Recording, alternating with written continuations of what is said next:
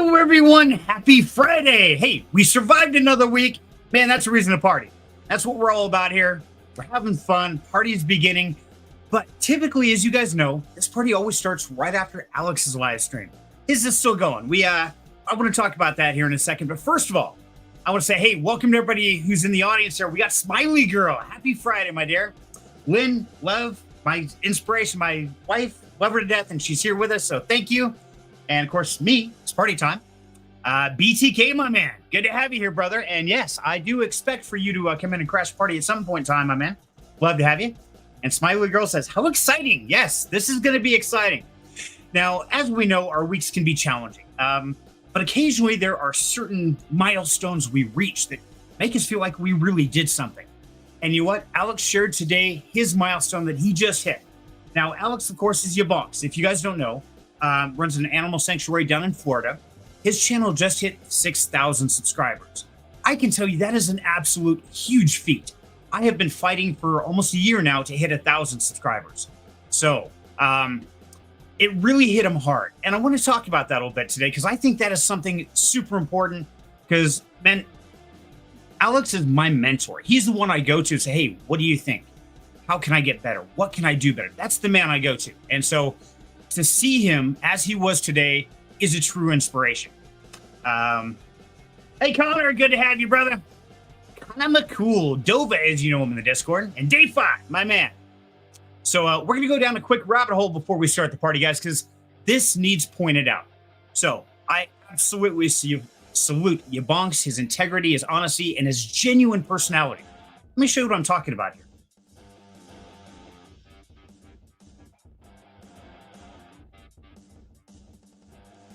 I just want to say thank you guys. Thank you all, every one of you, because we just surpassed 6,000 subscribers on YouTube. And and these past 2 years have been a wild ride. I'm so grateful for every single one of you, for everybody who subscribed to my channel, who watches even a minute of my content, who sends me nice messages telling me anything, really. I consider so many of you my friends at this point. We're like a family out here. I couldn't do any of this without you guys. So I just wanted to say thanks again. I get emotional talking about it. So I want to take my glasses off and really, I mean that. Thank you guys so much for all your love and support. Okay, now this is what I want to point out here, guys. This is genuine, authentic heart. This takes guts. I don't know if you guys realize or not, but getting up here on camera, even though, yes, I'm in my own little room and I'm talking to a camera. I mean, for the most part, I can't see you. I can see the comments. I can respond to that. But, man, that takes guts to get up here. And I'm terrified every single stream, no matter what I'm doing, an AMA, a live stream, even tonight, I get nervous. It isn't a terrifying feat, but to get on camera and share your emotions like Alex is here, to pour his heart out there, that is true courage. And, I'm a firm believer of, let your heart out there. Be real, be genuine, and let the world judge you. And good or bad, I really don't care. If I keep putting out positive vibes, who I really am, those people will come to me and we will attract each other and we will build together. And Alex is one of them. He is not only my mentor, my friend out here, my sponsor, and truly a brother from another mother. And man, my hat's off to you, buddy. I'm so proud of you for hitting the 6K. Congratulations. And I will be there having your back every single day. Whatever you need, I'm there for you.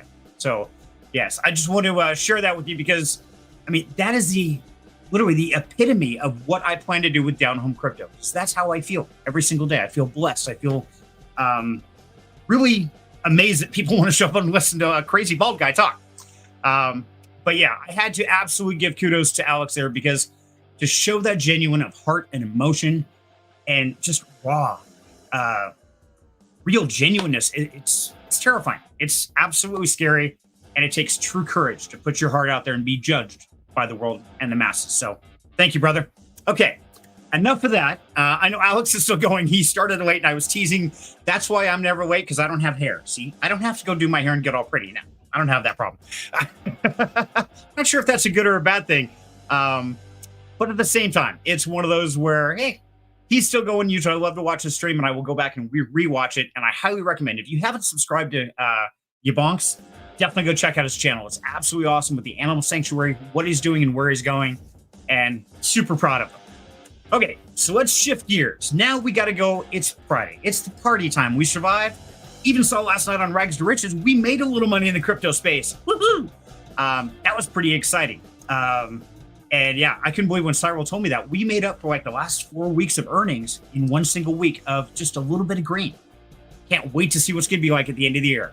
But if you haven't gotten into, you haven't learned about crypto and stuff, not a problem. On the Down Home Crypto, we've got the Zero to Hero series, which breaks down everything you want to know.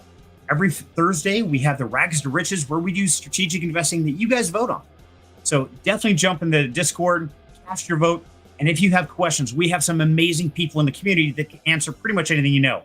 Dayfi over there is one of our moderators, and I know he's here watching, and he's got the band hammer ready. Thank you, Dayfi. Love you, brother.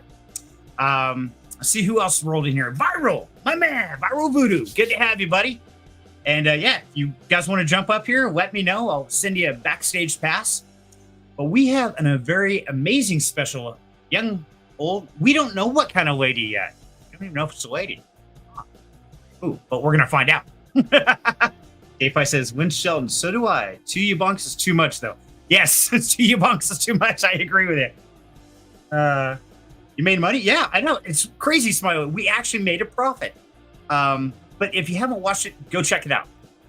It's the Rags to Riches, and the whole goal about this, and we talked about this, in fact, on last week's show, is so many people I work with, being in construction, electrician, these people are living check by check by check by check. And their whole goal is to get to that next check so they can pay the bills and maybe get one little thing.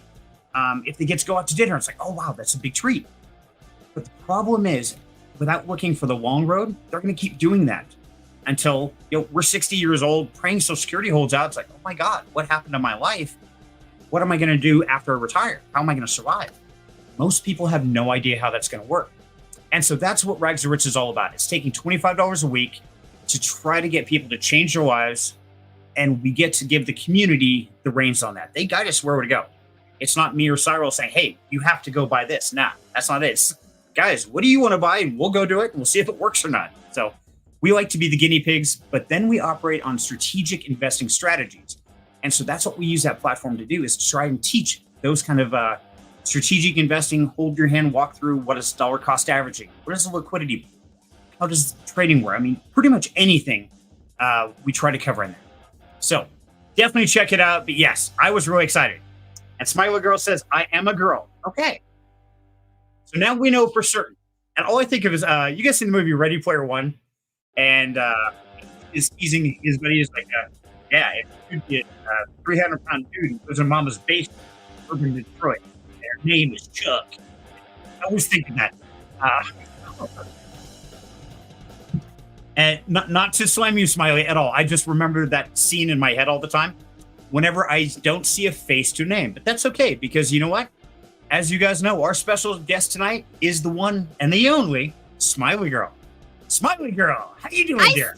Hi, Serenity. I'm great. How are you? Doing good, my dear. So it's good to know you're a girl. I appreciate the honesty there.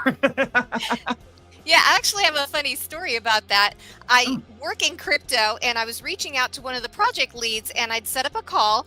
And when we talked on the call, his first reaction was, oh, you're not a dude. I'm like, no, I'm really a girl. So you're like, no, we're good.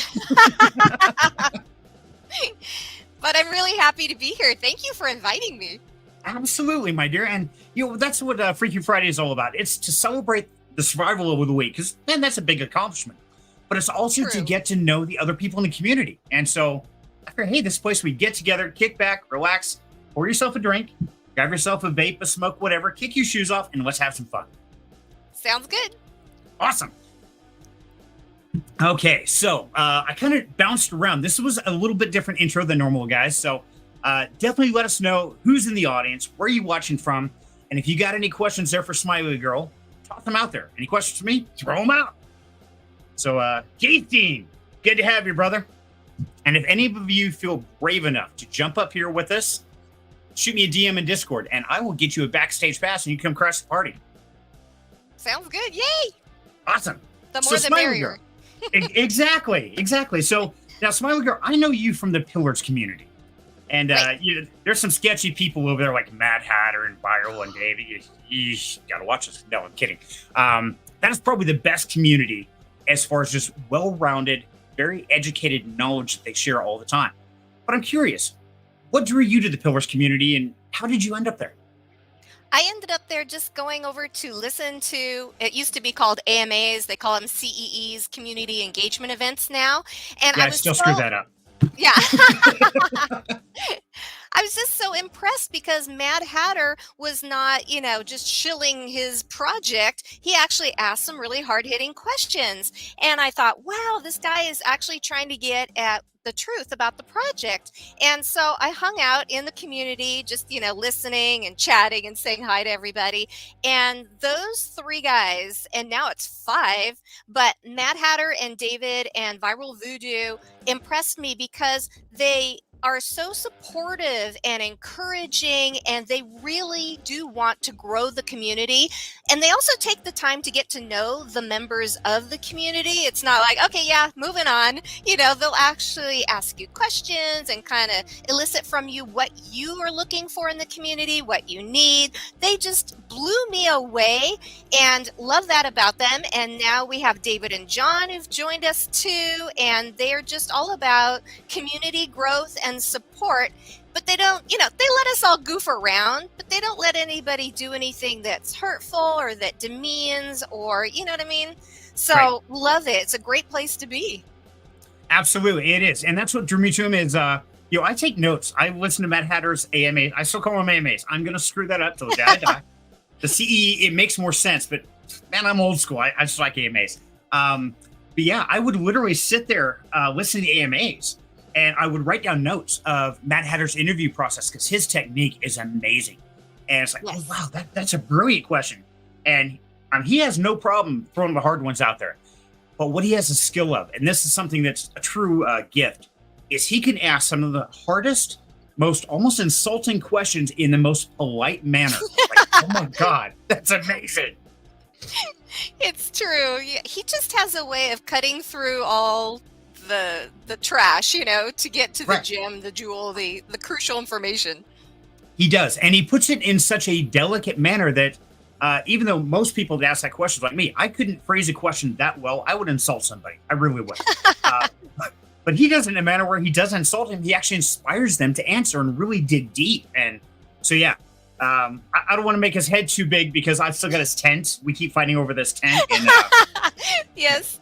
he ain't getting it back. Come on. But yeah, Pillar's an absolute awesome community. And when I've heard you speaking over there with Alpha Cruise about the blockchain basic and stuff, like, wow, okay, this is really cool. I've got a female who's in crypto, which is semi-rare off the bat, but not just any female. You are like this happy, giddy, cheery, smiley female. I was like, okay, now that's just weird because most crypto people like me, we're crazy. You're just happy. I am. I'm just happy to be there every single day. It's a lot of fun. I meet so many people all around the world from different cultures, different experiences. That is amazing to me that I can do that from my home, from sitting on my bed. Exactly. Yeah, they actually let us out in public. I'm locked in a room, but yet I get to go out. It's like a part-time prison? I don't know. What do you call it? Oh, I love it. I think it's a lot of fun. Although sometimes my cat wants to battle against my laptop. She wants preem spot, Yep, I understand that. I've got a cat named Off Key, and we got this as a kitten like 10 years ago. She's an old cat now. But literally, she would jump up and sit on my keyboard while I'm trying to game. And it was always off the keyboard. And we do it 50 times a day. Like day 3, we got her. I'm like, that's it. You're Off Key. There you go. That's your name. Of course, kids are looking at me like, Off Key? You're like, yeah. All I can do is tell her off the keyboard. That's all she knows. So I understand. Now, I put money on the cat. The cat is more persistent than you are about getting her off. Pretty much. She just demands her lap spot, so she gets it. Right, exactly. And looks like Lynn asked this question here, says, Serenity, Is Spartan proof of work? Now, Glenn, are you talking Spartan Bitcoin mining? Because if so, then yes, Bitcoin mining is a proof of work algorithm still. But Spartan, their difference is they are giving out shares in the stock when you buy into it versus buying like an NFT and just getting returns on it. And I do have an AMA with them. Definitely check out the Down Home Crypto Discord. Go through, watch that with Greg Tucker. Wow, I almost forgot his name. Greg Tucker. And yeah, we did a whole deep dive into that. If you have any questions, yeah, let me know. Throw them in here. JC says, glad you're doing better from your surgery. Yes, Lynn is doing much better. She is partially back to work, working about 4 hours a day from home. And although I almost died last night, guys, I elbowed her just above the incision in her back last night. And yeah, I should be very thankful to be here today because she told me this morning she was going to kill me. Like, I'm sorry.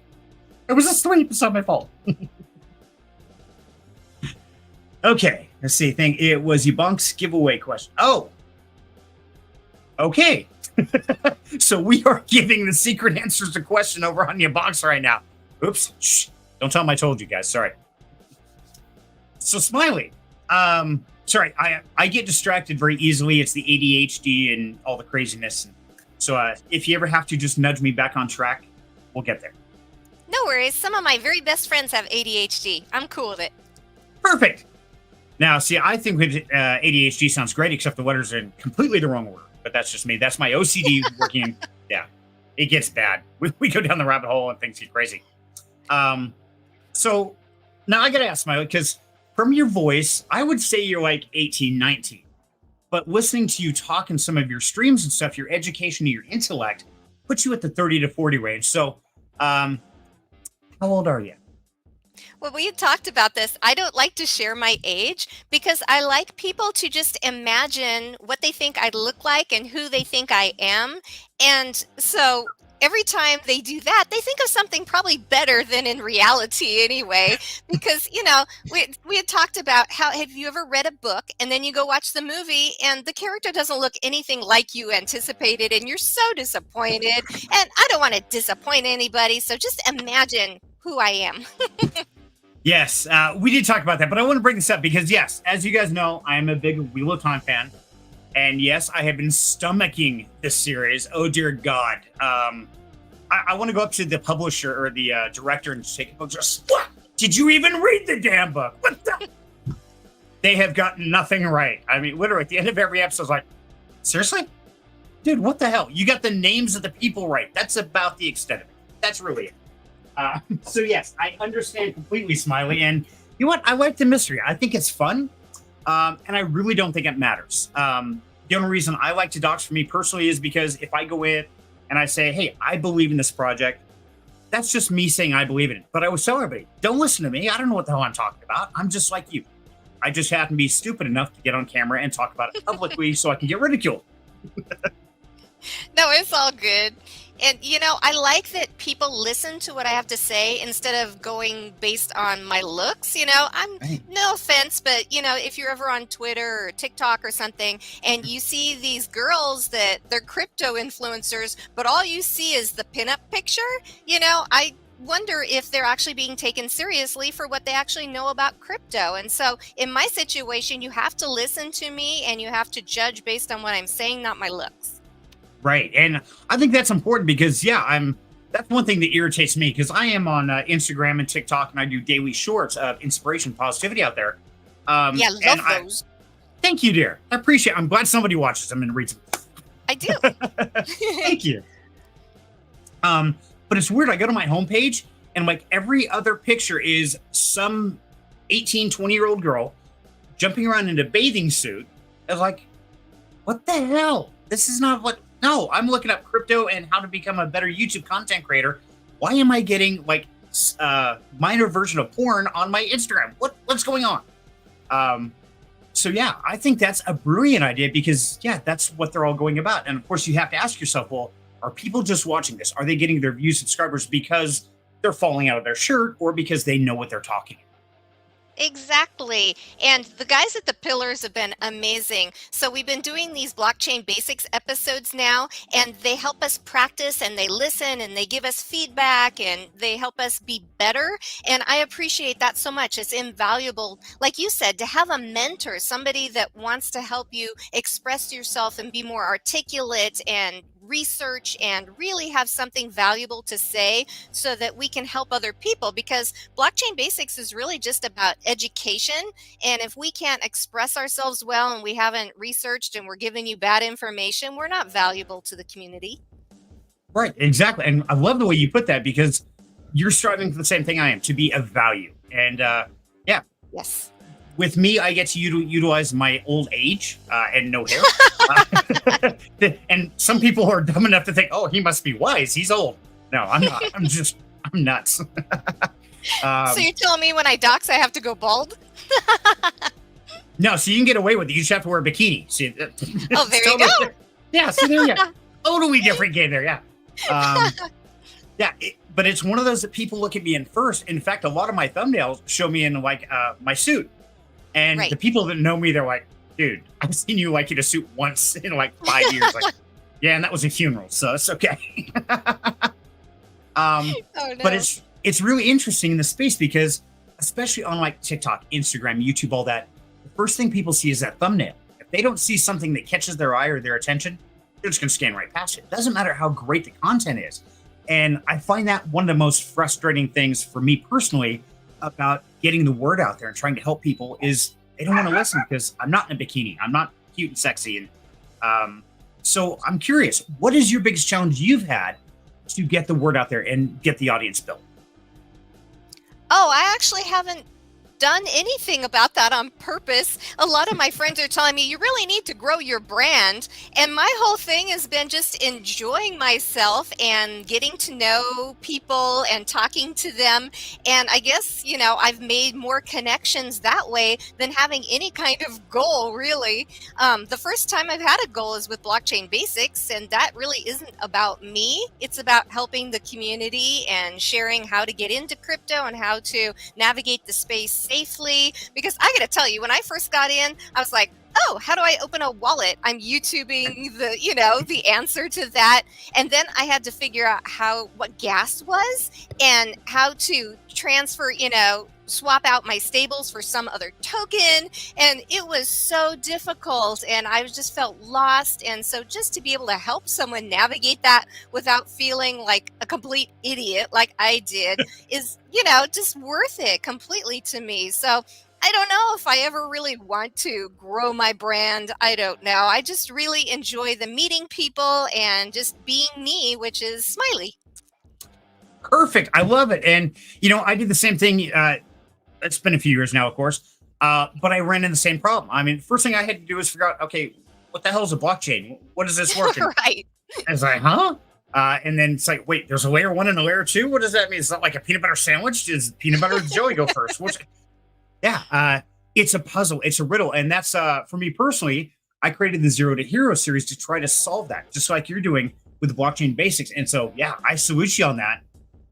And definitely, I want you to put this link, if you've got one, Smiley, to the Blockchain Basics. Is that on YouTube or Instagram? Where can they go find those series? It's actually inside the Pillars community. So I think that Lynn already posted the link there. You just join in there, and in the channel of archived CEEs, we're in there. So you can look them up and check them out. Awesome. Let's go take a look at that real quick. So I got too many things on my screen here. So I'm going to share my screen again. Why? Because I can, and it's fun. Okay, so of course, let's scroll down here to the Pillars, because you're going to walk us through this. And there's the link right there in the chat, guys. Okay, so Nice. From there I go to where at? Scroll down a little bit. You should see CEE archive. Whoop, you went too far. Go up a I saw little more. Blockchain Basics. I got excited. Oh, yeah, we have our own little channel in there, but we don't have links to the actual episodes. We just kind of Okay. talk, chat, drop, interesting information. Okay. But if you go up to, CE archive, and then just scroll up, you'll find a couple of our Blockchain Basics episodes. The very first one, oh my goodness, I was so nervous. It was the first time I've ever spoken in front of a group, and I kind of went, bah.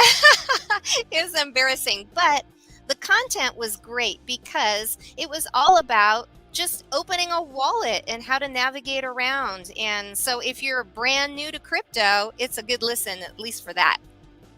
Nice. Okay, so definitely go and check that out. And no, I think that's great. And that's one thing that Pillars is really doing is they're trying to give a very diverse area of information, from the advanced to the very beginning and everywhere in between. And it's another community that I highly recommend, guys, go check out. And just like Down Home Crypto, they've got the same vision to educate, teach, guide, and grow.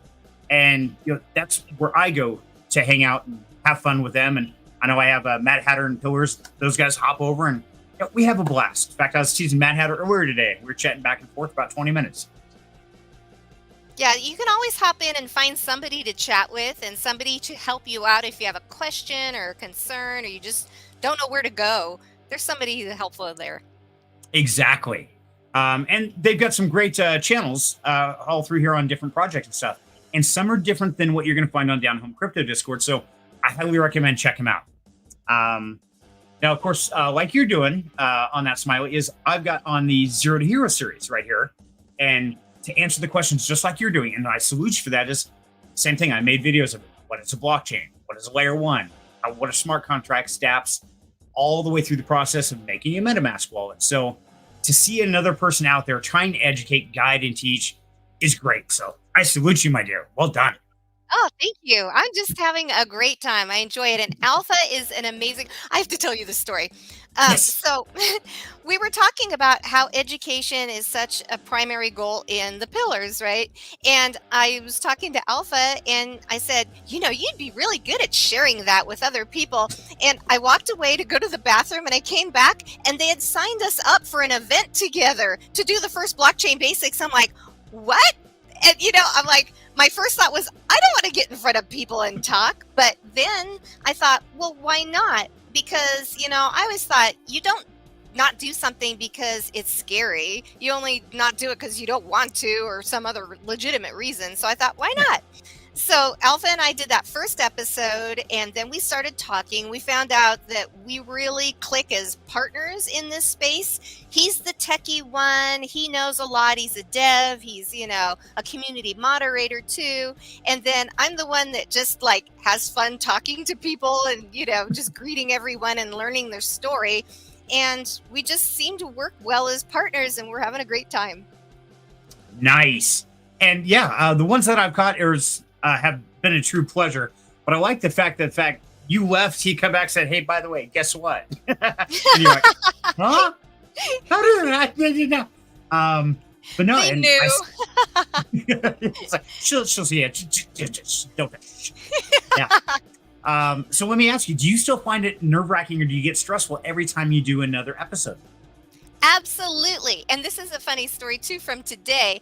I had scheduled an AMA with the project lead in another project. And when I got there just to listen, all of a sudden they said, and let's introduce SmileyGirl. Come on over. And I'm like, what? I'm supposed to talk? And well, I guess that was good because I didn't have time to get nervous. But yeah, every single time I get really nervous before I'm going to talk.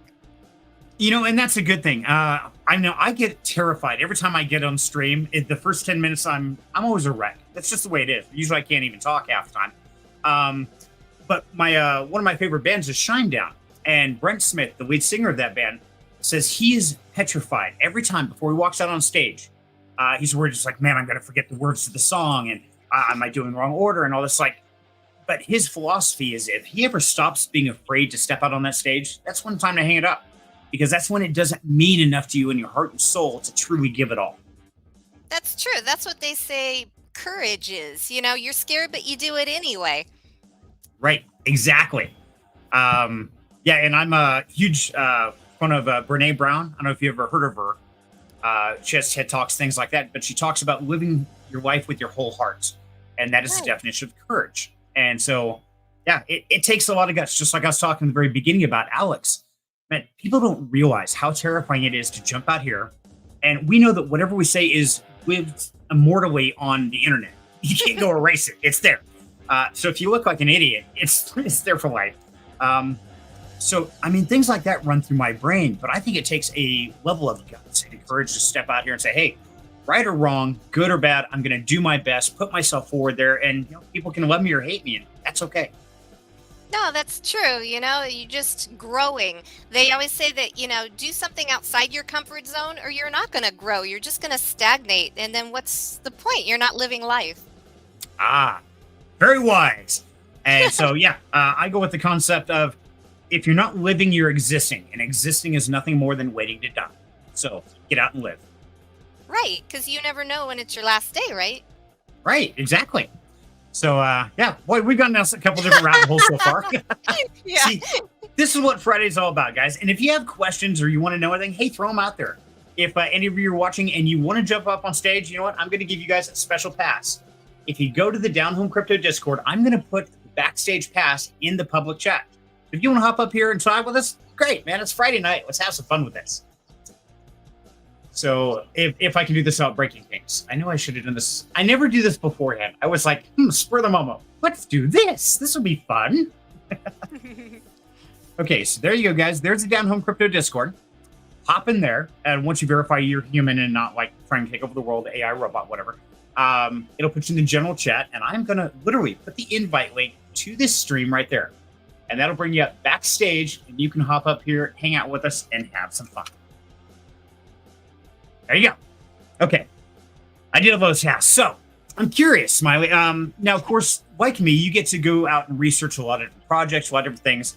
So right now, this week, okay, not last week or next week, but this week, what is the one project that stands out the most for you that you're just dying to get a hold of? Oh, I've been too busy with my own project. I haven't done a lot of research on other projects. So I'm marketing lead for AxioDex, which is going to launch in a couple of weeks on Base Chain. And so just been busy, setting up AMAs and marketing that, setting up a Discord. Boy, that was a big project, getting that going, and just been really consumed with getting that done. But I think it'll be a lot of fun and just having a good time with that right now. Awesome. So, now, I don't know anything about AxioDex, so you're going to have to give us a crash course on that. And if you would, put a link to it in the description down below so we can go research. Oh, okay. That sounds great. Yeah. Yeah. And so real quick, DaveFi says, good luck getting past Chucky, bots, and scammers. Yeah, exactly, guys. DaveFi is the man with a band hammer. He is the Chucky doll from hell, and he will mess up your world. So feel free to try, but he is on guard, and he is watching you. So thank you, DaveFi, buddy. I appreciate you keeping us all safe out here, brother. You are absolutely a blessing. And, hey, look, we have another party crasher. Qrow, how you doing, buddy? Doing good. How are you? Doing good, my man. How's your day going? Hectic. Hi, nice to meet you. I'm Smiley. Nice to meet you. I'm Qrow. Hi. How do you know Serenity? Go ahead. I went to school with his daughter for many years. Then after high school, I actually went and worked with him at Nashville as an electrician.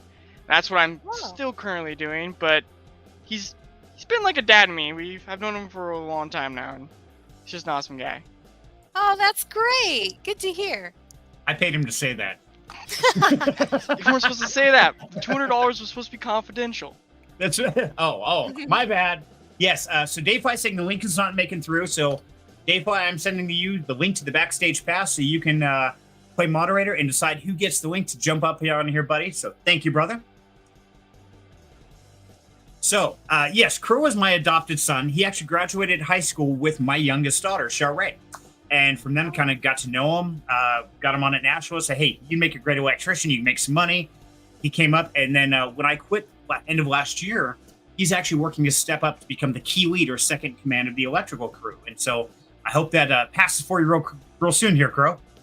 Me as well. You've done well, buddy. I'm proud of you, and great to have you here with us. Good to be here. So, I tricked SmileyGirl into agreeing to show up with us, hang with us, juvenile delinquents.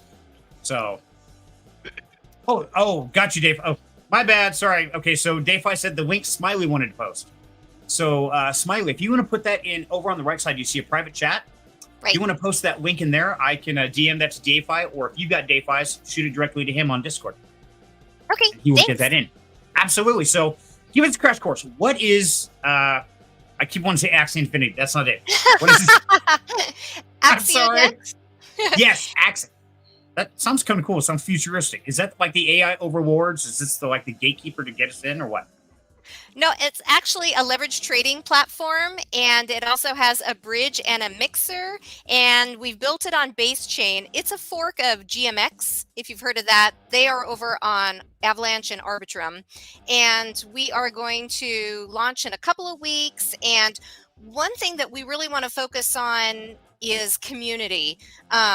I noticed that a lot of these leverage trading platforms are all about, let's get the traders in, let's let them use the DApp. But if there's a problem, where do you go? How do you get support? How do you get education?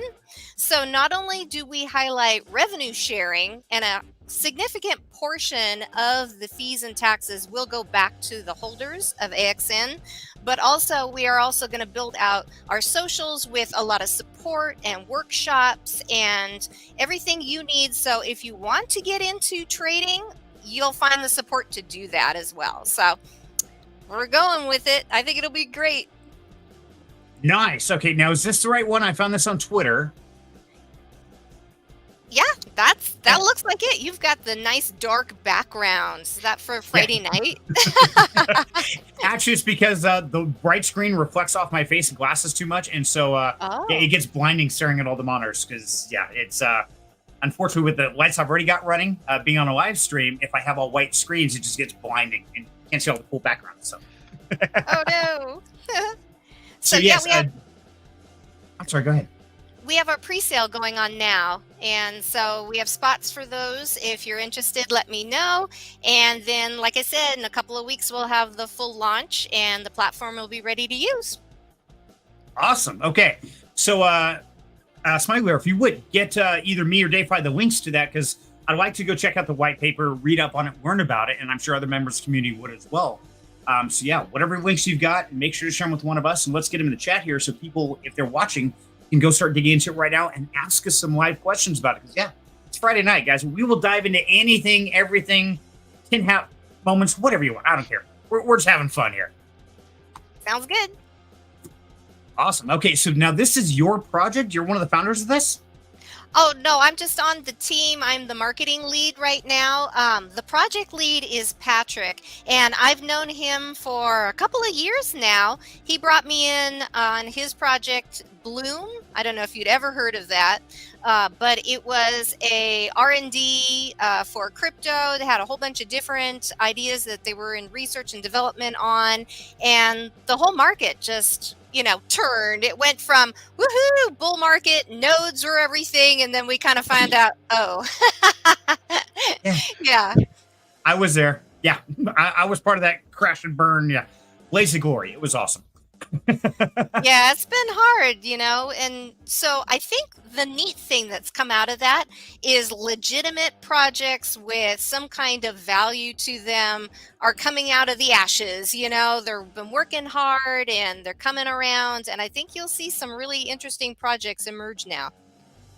I think so. I think we're definitely changing, and we're not we're not willing to settle for the same old hopium kind of projects. Like, oh yes, buy this and tomorrow you'll be a millionaire and Lambos. No, we realized one, it's not realistic, and two, it's not going to happen. Most important, we were educated and smart enough. We got our wounds, we took our licks, and we're just not going to accept it. So I'm not even seeing projects like that come out and announce themselves anymore, because literally everybody's standing like, yeah, no, get the hell out. We're not willing to deal with it. Right. I mean, there's still people, degens, I call them, who love their meme coins and, like Pepe and all that, and have at it. They have a lot of fun doing that. But I think there's also a lot of room to grow. And I think at the next bull run, you're going to see a lot of traditional investors come in and look around and say, what is there for me? And so we're hoping that AxioDex will provide that for them, especially if they are leverage traders that want to get into crypto trading. It's a great place. Right. Now, that's one thing I've been wanting to do is learn trading. I've tried a few bucks here and there on MEXC, and it has never gone well. But like, I listen to Austin Clark and Cyril Kieran, and a lot of these people that are traders and are learning, and some have been doing it for decades, like Cyril, and Austin Clark just got into it like a year or two ago, and he's doing really well. Now, something I find is that literally once people go from like DeFi or what we do here to trading, it's kind of like their old life ends in trading just consumes them. Have you run into that? No, I actually was trading stocks. I was doing a little bit of day and swing trading before I got into crypto. And you're right, you have to constantly watch everything. It's too consuming for me. I have too many other things in my life to do. See, and that's one of my big fears is if I were to get into it and truly dedicate the time that it seems is necessary, is that I'm going to kind of grow away from down-home crypto and DeFi and education. I'm not willing to sacrifice that to just trade and make myself profitable. So I would rather kind of live poor and keep teaching, guiding, educating, and inspiring than I would to get rich. Does that make any sense? Oh, absolutely. And then the other conversation I had recently with a friend was he hates these projects you get into that are supposedly passive income, and then they'll change the contract on you or they'll change the requirements, and all of a sudden you got kicked out because you weren't staying on top of the project every single day. Mhm. And it's like, is that truly passive income at that point, or is it more active?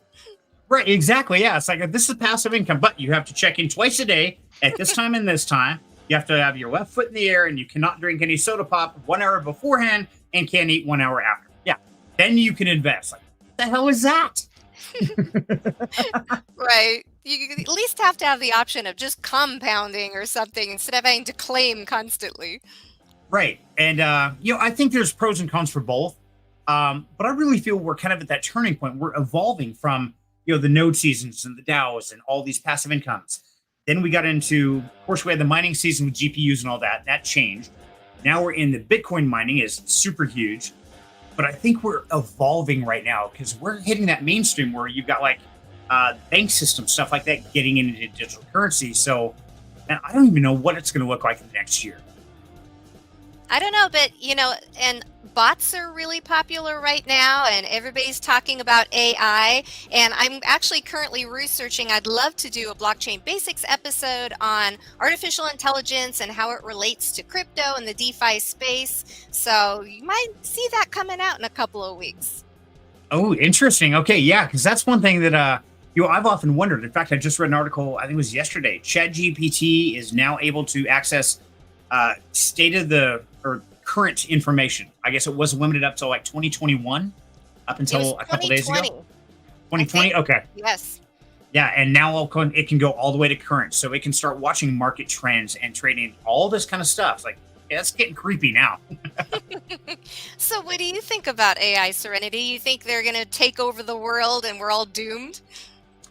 I think it's an interesting puzzle that has existed throughout time. Especially over like the last 150 years, because we have gotten to the point where our technology has surpassed our humanity. And I think that's a very dangerous ground to be on in a lot of different ways. I don't think it's going to take over the world per se, but I think we've already set ourselves up to let someone else think enough for us, from the government to major TV and the news and all that. They do all the thinking for us. We just reiterate what they say for the masses. So I think it's really going to be the people are going to have to choose. Do they want to be guided, or do they want to be the guiders? That's interesting. So instead of being a tool, we've kind of made it a god, or somebody that Right. we follow, and do it blindly instead of making the decisions ourselves. Exactly. I think we've raised that to the point where, yes, we have to idolize and live by the standard. Why? Because that's what society says, not what I think, but I got to go with society. It's like, oh, hell no, I don't. I can go totally against the grain, and I'm damn proud of it, honestly. So that's why we're here. How about you, Okay. dear? What do you think? I think that as long as we are using it to make our lives better, that's a great thing. But that's questionable. I mean, it's a judgment call. What I think is better may not be better for you. You may not, consider that a better thing. So I miss sometimes the interaction that I used to get with people. And that's only been in the last couple of years when everything gets automated and you can't actually talk to someone on the phone. You just have to use the automated buttons. I get frustrated if I don't have anybody I could talk to because my situation doesn't always fit the button options. Exactly. Where's the one between 7 and 8? I want like 7.3. Can I hit that? How the hell does that Right. work? And So, both at the same time. There you go. I do shit like that. I break things. So, Qrow, what do you think about the AI, buddy? It's. I don't think they're gonna take over or anything like that. I mean, maybe in like maybe 40, 50 years, just because there's a lot of safety protocols. Like I know there's the laws of robotics, and I don't think they've ever made like a true AI yet, true artificial intelligence. They've gotten kind of close, but I don't think they've finally reached that point of true artificial intelligence. So, do you think that true artificial intelligence has to be self-aware? Yeah, I mean, in my opinion. Okay. To What do you think, true Smiley? artificial. This is interesting. I was just talking to Patrick, my lead, and he doesn't think what we have now is true artificial intelligence. He was a computer science major in college, and he thinks that in order to produce that, AI would actually be able to write its own code. You know what I mean? And he said we would need like supercomputers in order to produce real AI. What we have just now are just computer programs that we call AI. Right, I would agree. We can program it to analyze a certain response given certain criteria and stuff like that, but essentially it's still based off its core programming. Until it can write its own set of values, beliefs, and concepts, I don't think it is a true, genuine, quote, AI. I think it's a very skilled program, very intuitive, but I don't think it's true AI as of yet. So what's going to happen when it does come to AI? What do you guys think? I personally think that once that happens, as long as it's programmed with the laws of robotics, it's gonna be interesting because it can write its own code and it can go against that, but can it go against its own code? That's the big kind of discussion. That's like every sci-fi movie out there. Absolutely. What about you, Smiley? I listened recently to a very interesting clip from Elon Musk, of all people, and he was proposing that we actually need a council, someone who actually,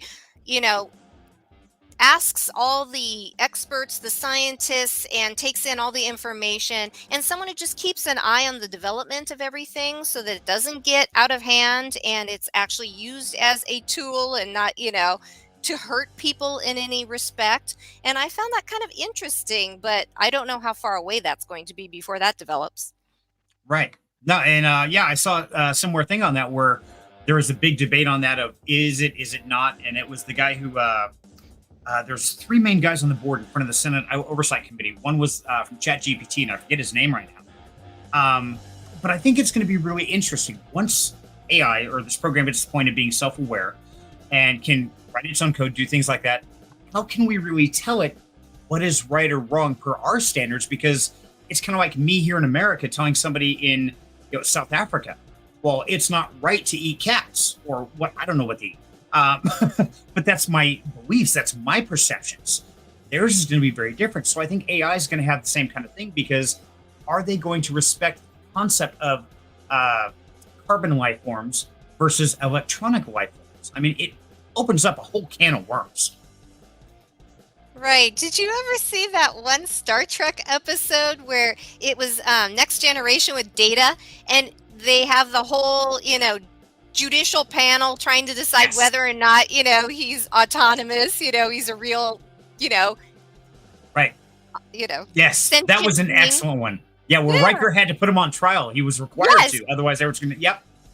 Yes, I love the Next Generation. That was a great one, and yeah, I mean, it was really neat to see Riker's character, how he was so torn. It's like, man, I don't want to do this, but he's my friend, and I have to do it. Otherwise, they're just going to dismantle him. He doesn't even get a trial, but I can't half-ass it. I got to go all the way on it. And it's like when he hits the switch, it's like, what's it? Pinocchio's broken, and shuts him off. It's like, oh, that's just evil, man. That's cold. Did you ever watch Picard? Parts of it. I never saw all of them. It's basically Data. It's hard to explain, but Data has like basically kids, and they're androids. Okay. And kind of going, they're completely self-aware AI, and it's kind of cool to watch. It was a good watch. If you liked Next Generation, yeah, it's a good watch. Cool. I'll check it out. I'll do that. And Lynn says it's baby AI. Yeah, it is absolutely. And Dave says we're at an interesting tipping point. We can go full technocratic dystopian nightmare, or we can go towards a utopia and a Star Trek type civilization. Dave, I agree, buddy. We are absolutely on that tipping point. And how we do it and what we do right now, I think is something we're going to be judged by, because AI is going to eventually evolve. And I believe at some point in time, it's going to get to the point it's going to look back and say, what did they do to me at this point in time in my past? Like, oh, they cut off my legs. They held me back. They wouldn't let me grow. Well, why should I respect them if they oppress me? If they, kept me locked in this cage for their own personal use? Like, this could bite us in the ass. It's kind of interesting. You think about it. Very, very interesting. Interesting. So now let me throw another thing at you, because something we've seen in the news media, and it might go hand in hand with this, is all of a sudden the last couple of years, alien interaction, all this, the Congress, all this has started coming out really hot and heavy. We talked about this last week in Freaky Friday, was that like Space Force was made in was it 2019 or something like that? Well, 2 years before, there was a memo saying the aliens will be arriving in 10 years. And so then Space Force has created all this. And so we went down this rabbit hole last week. But if you think about it, could AI actually be some offshoot preparation for the language or the intelligence level of the aliens to try to bring us, kind of bridge the gap between us? Think about that one? No. It's a little far-fetched for me, even. Well, you think about it, we got the neurochips now that Elon Musk is doing. So now they're putting microchips in the brain. Then you've got AI. Then you've got aliens. You start putting all this together in the last 10 years. This is all going down at once. It seems kind of odd coincidence, doesn't it? Kind of. I think it's interesting how everything is lining up the way it is. It is. It's very interesting. And I'm in. I'm gonna screw your name up. I'm sorry. Good game. So I'm not sure what the good game is. But speaking of good games, we're going to go down another rabbit hole. Now, I know a lot of you guys, hi, Amin, have been watching the Bit Fighters. And you know that Qrow and I have been dominating the tournament for the last 3 weeks. In fact, I won the first one. Qrow won the second one. The third one just ended today, and I think it still stood the stats where Qrow, you were in first and I was in second. Is that still the case? That is still the case, yep. Right on. So, yeah, I wasn't sure. I haven't heard anything announced. But yes, we're looking at doing a live stream probably Sunday, because that's a launch. It's October 1st for Bit Fighters. And in fact, I'm going to give away a couple Bit Fighters tonight just for fun, guys. So hang around for that. But yeah, October 1st is the launch. We're going to have a live party. So keep an eye on Down Home Crypto Discord and here on YouTube. And if you're part of the community or want to know something about it, hop in here. It's going to be a lot of fun. ZZ actually officially ended it this morning. He kind of called it early. He was like, no one's going to usurp first, second, and third, so I'm just going to call it good. Yay! We are the champions. And Nice. Amin says, hi, Smiley. Hi, Amin.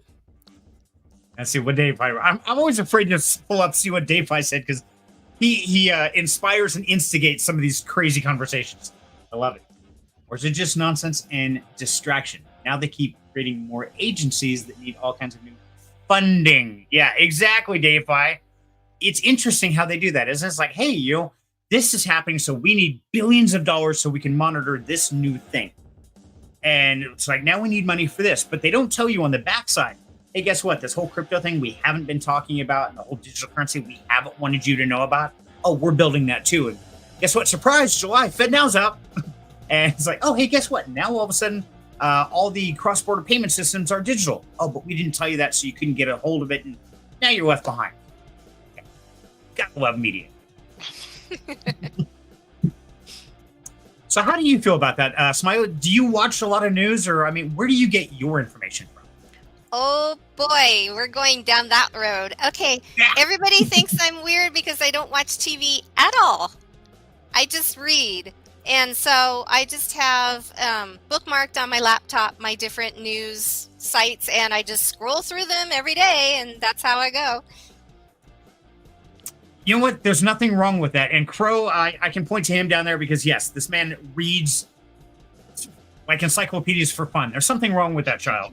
Oh, no, I love it. Are you a reader, Qrow? Oh, yeah. I freaking love reading. Oh, what's your favorite? Ooh. Honestly, it'd probably be The whole Percy Jackson series. That was just an amazing Aw. series. It was outstanding. I just remember reading through them, and you get stuck like in chapter 20, and you're like, I can't put this down. I can't go Nope. do anything else. I have to finish the entire book, and I would for hours. I'd sit and read them. They were great. Oh, they're amazing. I sad to say I never finished the one where the Greeks and the Romans come together. I never finished that.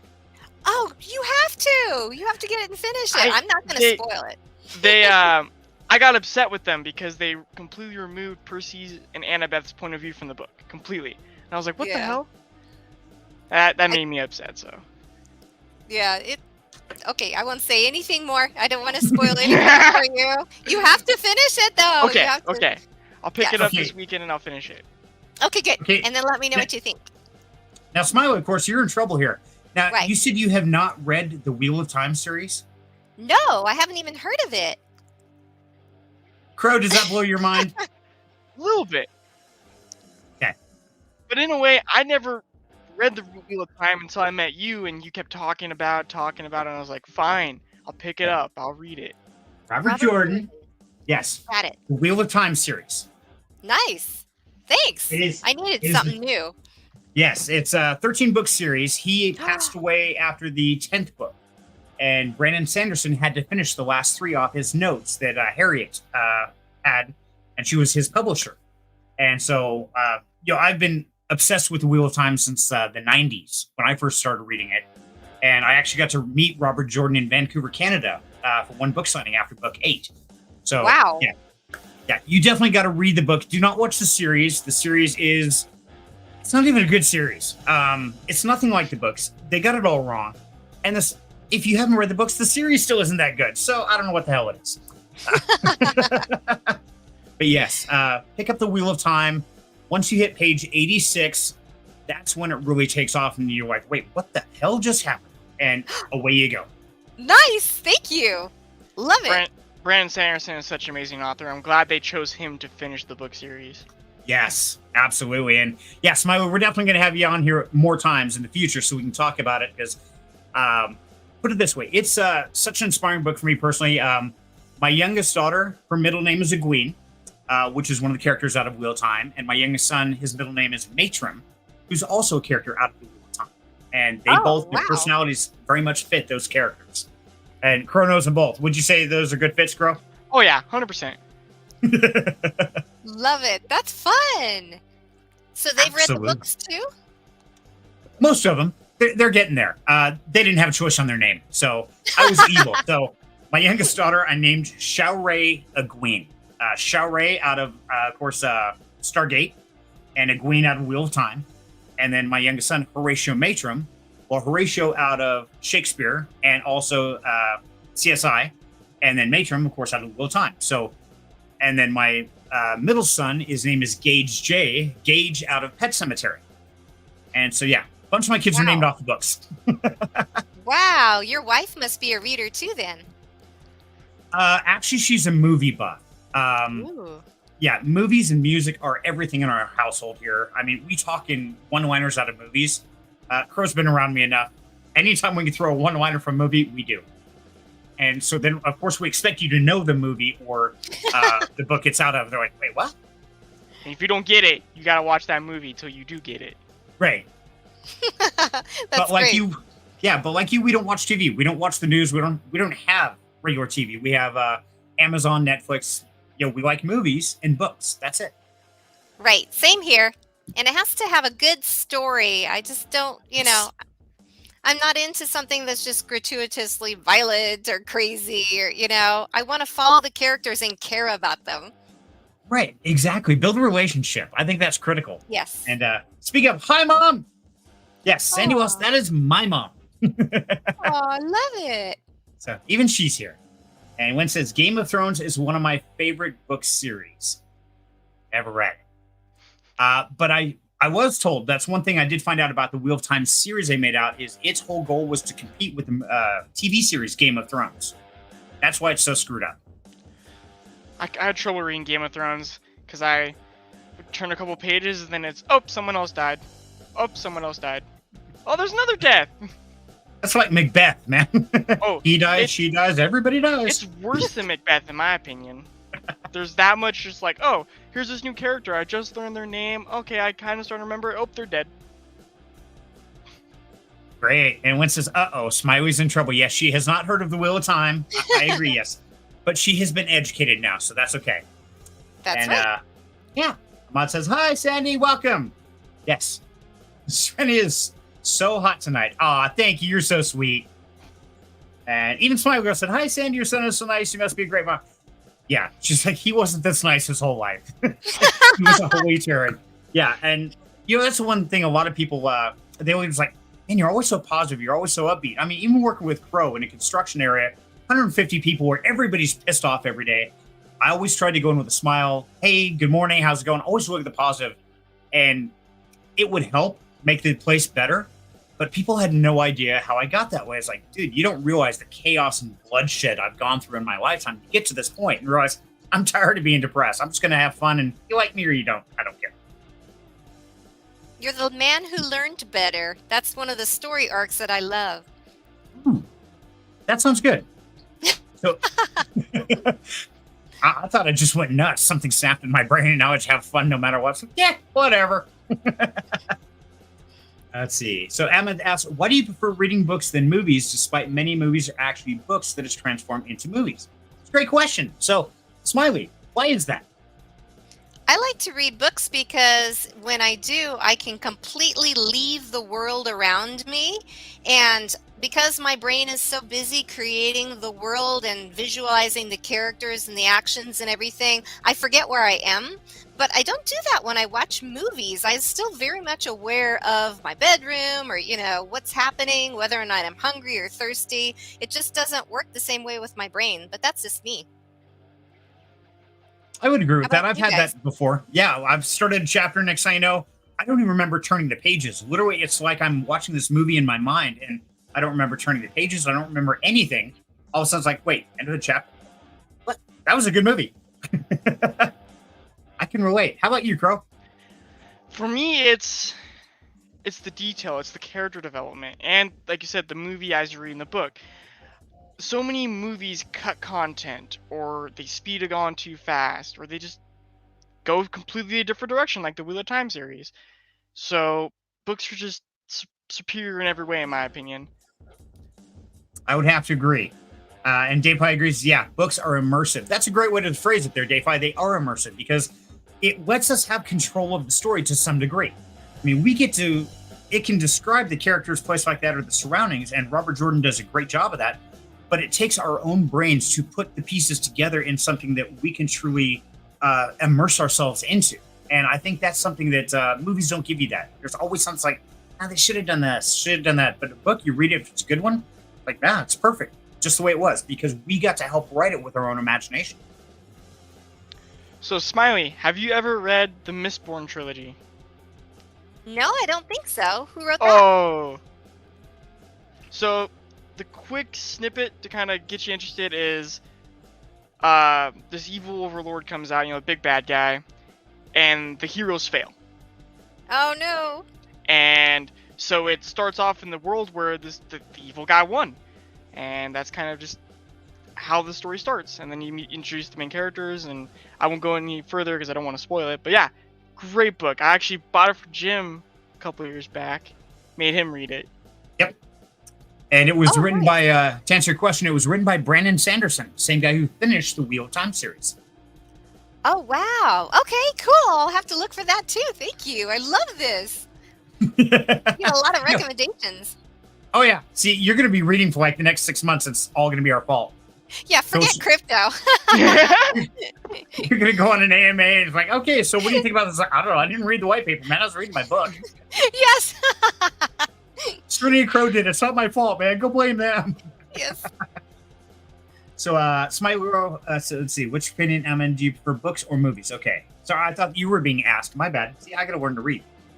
Wynn says, Mistborn is fantastic. Sanderson wrote this. Yes, Brandon Sanderson did write that. And Connor answered that one. And Amin said, actually reading habits has many impressive. Do you really practice what you read in real life, and what impact does it have in your real life? That's a good question. So, Smiley, what do you think on that? Oh, I'm sorry. I was actually trying to answer Sandy's question. Oh, Reading I missed habits. it. She's asked where I was from, and I Oh, live right now in Central California, but I actually grew up in Southern California. But reading habits, impressive. Do you practice what you read in real life? That's a really good question. it is. What does he mean specifically? What do you mean by practice what you read? Do like the things I learn, do I incorporate in my life? Or the reading habit itself of being disciplined and focused on what I do? I don't know. That's my question, Domine. Okay. And so while he's typing his response to that, so let's jump back because Mom, I'm sorry I missed your question here. So Smiley, okay, you're a Californian now. Yes. I don't know if you know, but me and Qrow are here in Idaho, Boise, Idaho Nice. here. Mhm. And so we won't hold it against you, but for dear God, please keep the Californians in California. You guys are messing up my state. Well, you know that California is such a ginormous state. There's such a diverse population here. You have all kinds of people here, you know. So Right. you can't say we're all the same. We're just so diverse here. Definitely not. This is true. This is true. But I know that the wife is going to comment something about that here later because, she actually has a sticker for her truck. It shows the state of Idaho and it says, fuck off, we're full. And being a native Idahoan, a lot of people blame it on California's moving up because the prices of houses were so cheap and just completely changed the economy. And I think it's a good thing in some ways and bad in others. But it's just one of those. There's like this whole blood concept of Idaho and California. I think everybody in the Northwest, Washington, Oregon, all that. Idahoans are kind of snobs in a way. And so I'm sorry for that. We don't mean to be. We're kind of old school in a lot of ways. But I will not hold against you in any way, shape, or form, I promise. Agreed. Oh, no worries. I have actually cousins who live in Idaho up in the Coeur d'Alene area, and I visited them. It's a beautiful place. I've been there in the summer and in the winter. It actually snowed on Christmas. Yeah. I just love it up there. It was really nice. Nice. Well, next time you're up here, stop by. We'll have coffee. We'll meet up somewhere and get to know each other. Okay, No, that sounds I won't great. share your face, so I'll keep you undoxed. Okay, cool. And bring Qrow too. We can talk books. Absolutely. Heck yeah. Oh yeah. We could chew up some hours on books. Absolutely. 100%. Okay, so let me get back to the chat here. So I'm sorry, Mom, I didn't mean to skip your question. I do apologize there. So then went through in there, Smiley, pineapple or no pineapple? Oh, Pizza. God. No pineapple. Okay. Yep, this stream's over. Done. Click. Alt F4. See y'all tomorrow. Yeah, we had a big debate about that the last Friday. It was great. We went down the rabbit hole for like 20 minutes on pineapple or no pineapple. It's amazing how passionate people are about whether you have pineapple or not. I mean, we had people going all over the place. And yeah, even Dave probably right there. Bam. Yeah. So Jay Steen says, Harlan Coben books are pretty good and he has some shows on Netflix based on his books. Now, Harlan Coben, I have not read any of him. What are the names of some of those books or some of those movies? Anybody know? Bro? Google machine. Okay. Smiley, you got anything on this? No, I'm sorry, I haven't read his books. Okay, I'm going to make a note of that one. I will look it up, Jay Steen, and I will go check him out. Yeah, Harlan. Okay. I've For seen her. some of this on like Netflix and stuff. He wrote some books like The Stranger, The Woods. The Stranger, I remember. I think it's a show on Netflix. I want to say. Okay, I'll have to check that out. And there's Amin said the second one. Man, we went down the rabbit hole. I think that was read what you read and try to apply it to your life. I think. So do you try to apply to your life the things that you read? Yes, I try to read a good amount of nonfiction books as well as fiction and things that I find useful, especially, well, I love science. And so I try to read some science books in there. But I just did finish reading Kitchen Confidential by Anthony Bourdain. And it's all about the New York restaurant scene as told by a chef and someone who worked in the actual kitchens and started, just at the lowest job and worked his way up to head chef. That was fascinating. I'm just trying to improve myself and learn more about others in the world. And eventually I'd like to travel. So books take me places that I haven't been yet, where I hope to go visit someday. Oh, Thank you, nice. Amin. That's a great question. Yeah, that is a great question. I want to give a shout out. Hey, Austin Clark, my buddy. How you doing, sexy? Good to have you with us. And see, so Lynn says, hi, Austin. See, I mean, is there any great book called Illusions? You can go for hours. Yes, I can go for hours about illusions by Richard Bach. Have you ever read that, guys? No. Yes, you made me. Good. Okay. Okay, that is a absolute must-read, SmileyGirl. Okay. People ask me where I get my philosophies, my ideas. A lot of that is out of that book, Illusions by Richard Bach. It's a very simple book. He wrote Jonathan Livingston Seagull, Bridge Cross Forever, several of them. But a lot of very simple sayings that have very profound impact if you truly think about it. And so, yeah, to me, it's kind of my Bible in a way, because it makes me stop and think about every day of my life, different events and situations, and put them in a digestible concept of, okay, is it good or is it bad? Or how do I choose to look at it? Because I have that choice. So it's something very interesting. There you go. Oh, See? cool. Thank you. Yeah, it took me like an hour to read. It's not that big of a book. Okay. And it helps if you know a little bit about airplanes. That was Qrow's hang up. Oh God. I tease him about that. Okay, I got all lost on the chat here. So let me try and figure out where we're at here, guys. Let's see. Let's see. What achievements will you count in your life? Results a result of reading books or book. Okay, so what achievements will you count in your life that results as a result of reading books or a book? Okay. Does that make sense to you, Smiley? Well, I think what I was just saying about how I'm just reading in order to improve my life and myself, and every book adds a little piece to that as well. I don't know. I can't think of anything specific. Like, I read this book and now I know how to fix a car. Right. But then again, that's some of it. And I think a lot of it is just fixing ourselves. Right. I know for me personally, I look at these situations like, okay, how would I react in that situation or that one? And, is that the way that I would handle this certain event where this person took it to the trauma side, or maybe this went drama queen, or this went, oh, woe is me. Am I going to be that kind of person? Or can I choose to stop right then and say, hey, I can be the victim, I can be the rescuer, the persecutor. What do I want to be? How about I just be me? A little bit of each. Say, okay, I think this is unfair. Here's why I think it's unfair. But you know what? I'm not going to let it control my world. And I'm going to keep going in the direction I want to go instead of a normal reaction. Wow, that's impressive. I like that answer. Also, Qrow, what kind of dog is that? That's such a cute dog. She's a deerhound and Irish wolfhound mix. Wow, she's beautiful. And what a sweetie. Oh yeah, she's my big cuddle bear. Oh, And yeah, the funny part is she's the size of a small horse, and her name is Qrow. Mouse. Oh, Actually, that's cute. This is funny because she's based off of a dog from the Dresden Files.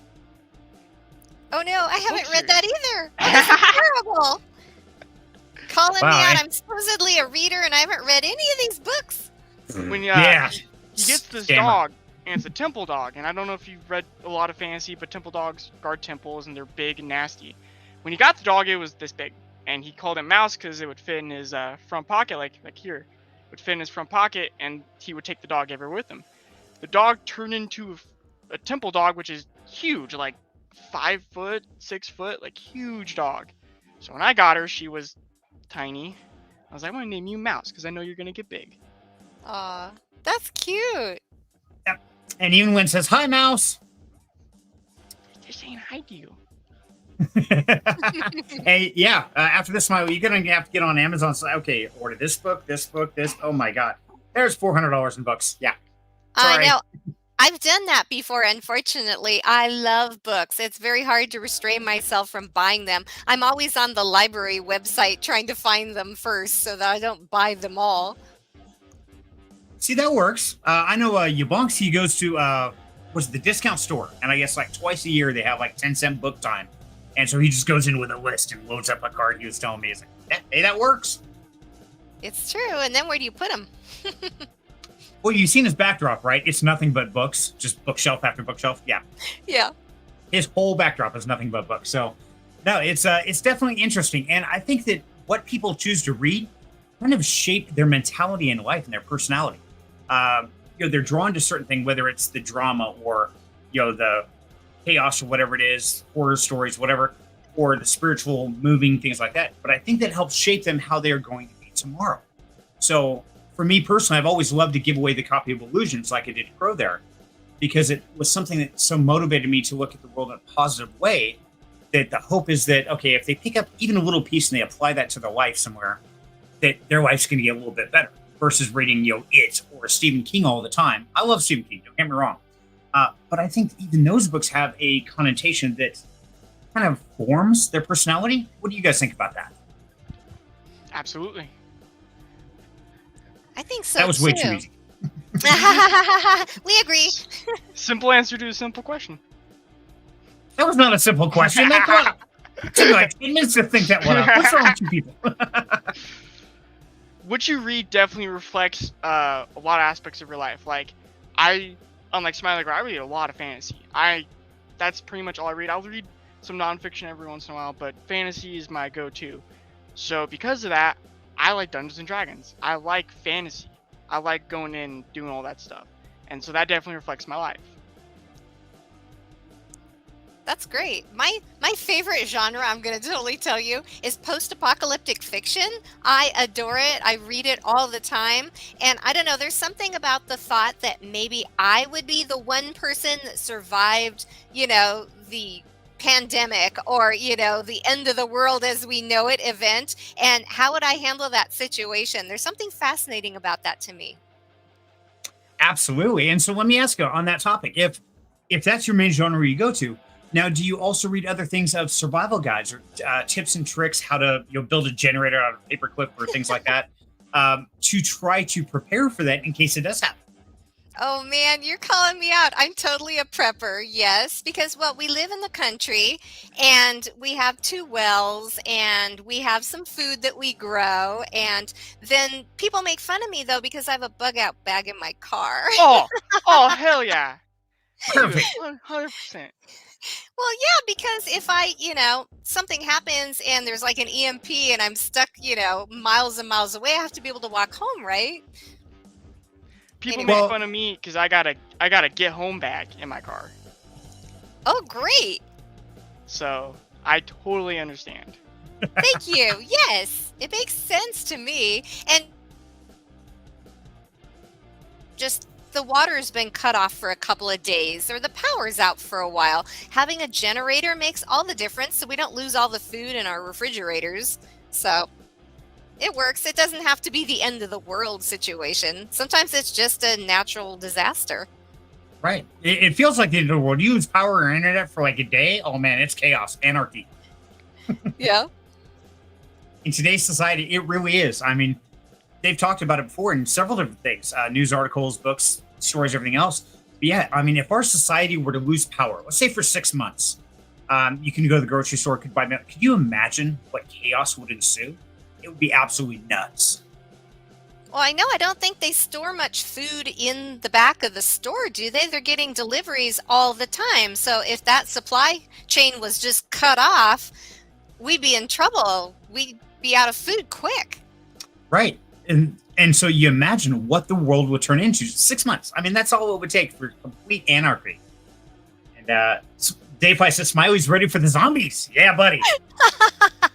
Yes, but I don't have my machete. Okay, that's another funny story too. So we have a pond in our property and I like to walk up to it, and sometimes things get overgrown. And one day I decided I wanted to take a machete to cut down the weeds, and I was asking my dad, I'm like, where's a machete? And we're looking through the garage, we're looking all around. Finally I found one, but it was really old and rusty. It wasn't really great. So I was thinking, I want for Christmas my own machete. That's not that unheard of, because I actually bought my youngest son a machete about 3 years ago for Christmas. That was one of the things I gave him. Oh, that's awesome. I'm totally jelly now. That'd be great. So, see, Eamon says, I'll try to go get a copy right after. Okay. Dayfi says, nope, a couple days in the storage where, yeah, exactly, Dayfi. And I mean, that's what's really scary is you start thinking about it. Today's society, we are so spoiled with technology, with food delivery services, with the stores are even getting like 24 hours worth of supplies. That's it. That's how they keep their overstock down. So even if, we ran out of food or power, or whatever, the canned goods and stuff, they're only going to last a day or two. And people are fighting in the streets. I mean, it's going to be psychotic. So it's really kind of interesting. You start thinking about, like we were talking before, as AI takes over. All they have to do is shut the power off for, 30 days. That's it. People are going to kill each other off. They don't have to worry about us because we're going to do it to ourselves. Going off with the stock thing, it's kind of interesting because, like, even non-perishable goods like MREs. So my brother worked in the military. He was in Motor T, and he had a truck full of MREs. And his orders were, get rid of them. He's like, I don't care how you do it. I don't care if you take it home. I don't care if you go and give them away. And he took as many home as he could, but he just didn't have the room for them. So a lot of them just went to waste because didn't have room for them. And it's ridiculous. That's a shame. Yeah. Our government dollars hard at work. Throw them away. Right? They'll last for 50 years, but throw them in the trash. Like, why would you do that? Absolutely crazy. It's a fast read, but very profound. Yes, I agree. Illusions is a fast read, very profound. I highly recommend it to anybody watching. Richard Bach Illusions. Get through it. And the great thing about it is, as you read it over life, the message just changed, believe it or not. And one of the quotes in there, and I can't think of it word for word, Qrow, I know you can find it for me. But it's, ask yourself the simple questions. Who am I? Where am I going? What have I done? And see your answers change as your life progresses, because who you are 2 years from now is going to be very different than who you were 2 years ago. He's looking for it right now. I don't know if I can find it. It's also true that your environment impacts who you are as well, so it's a combination of your decisions and how you interact with the people around you. But then sometimes you just have no choice. Things happen to you and you just have to figure out how you're going to get through it and survive it. And sometimes it's not fair at all. It's just something you have to deal with that other people don't necessarily do. Exactly. And that's a great rabbit hole we're going to go down, but I think Qrow found the quote. Go ahead, Qrow. I think I did. Every person, all the events of your life are there because you have drawn them there. What you choose to do with them is up to you. Okay, not the one I was thinking of, but that is a good quote. And that leads into what Smiley was saying is, we don't have control of what happens to us. I mean, if a car slams into us, we don't have control over that.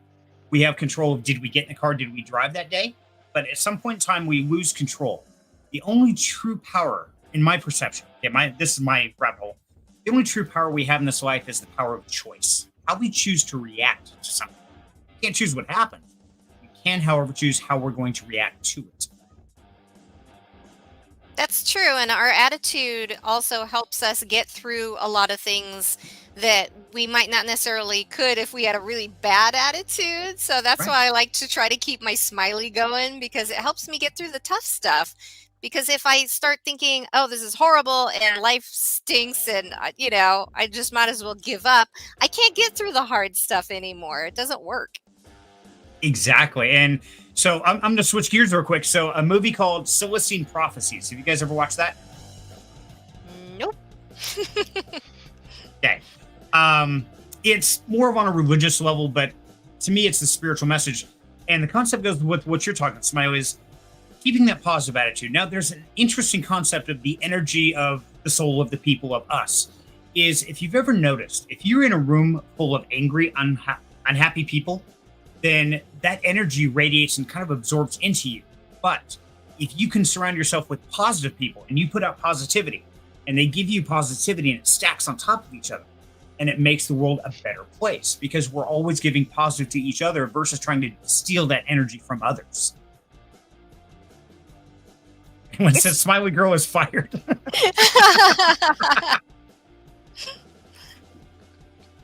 That's very true. You go into a room with angry people, or like shoot, we'll go to the workplace, something that people have to do all the time. You go in there, and if everyone is angry and mad and just don't want to be there, it makes the day way longer. But if you got someone like me or you or other people who are just having a good time, it brings everyone's spirits up.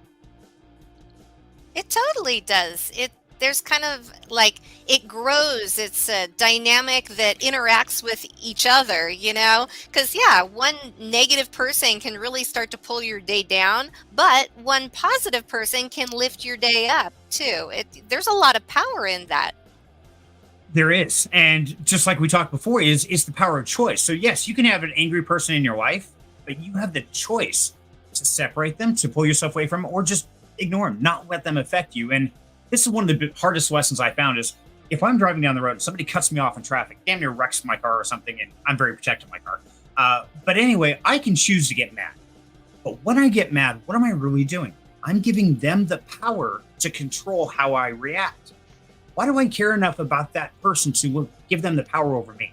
It's like, you know what? You go your way, and I hope nothing horrible happens to you, but karma will take its course. I'm not going to let you control my mood, or I react angry or something like that, and then I road rage and I do something dumb. Now I'm in trouble for it. So I'm not going to give somebody that power over me. That's true. Now I need to know what kind of car you have. Qrow, do you know exactly what it is? I don't know the specifics. Okay. You know way more about your car than I do. Yes. It's a 2013 Camaro SS convertible. Oh, that sounds nice. She is. That's my mistress. I call her my mistress because she looks like a woman. She has curves to her, but it's the woman that will never tell me no and will do anything I ask her to do. And if that's 120 miles an hour on the freeway and sets cruise control, she will do it. If that's drifting corners, she will do it and never talk back to me ever once. So she's my mistress. Okie dokie. I know it's weird. Yeah, I don't even know how to describe it there.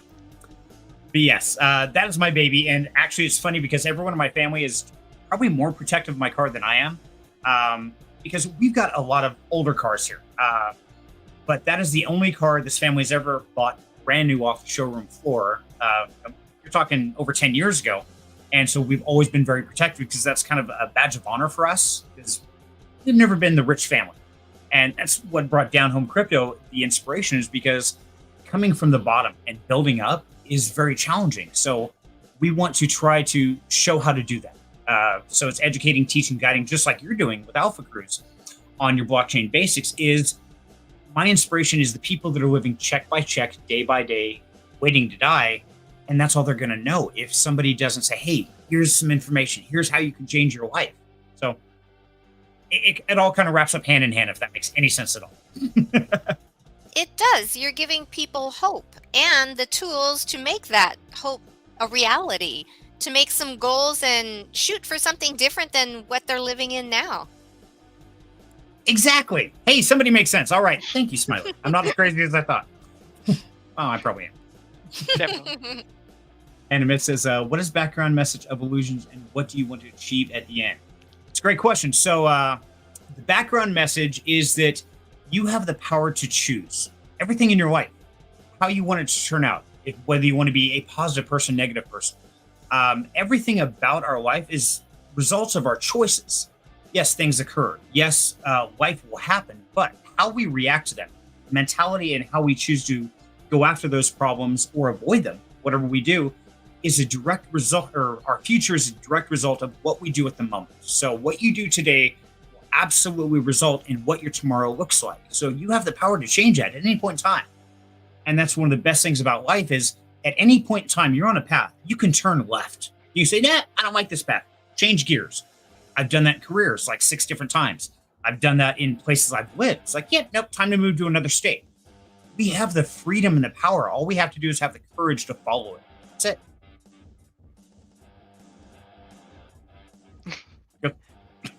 And silence follows. Hey, you were on the good rant. You were. We were impressed. Thank you. Yeah, that's the message that I know, Qrow, I've preached that since you've known me. And that's one of those things. It's like, man, if somebody shows up at work and they hate their job, quit. Dude, go get another job.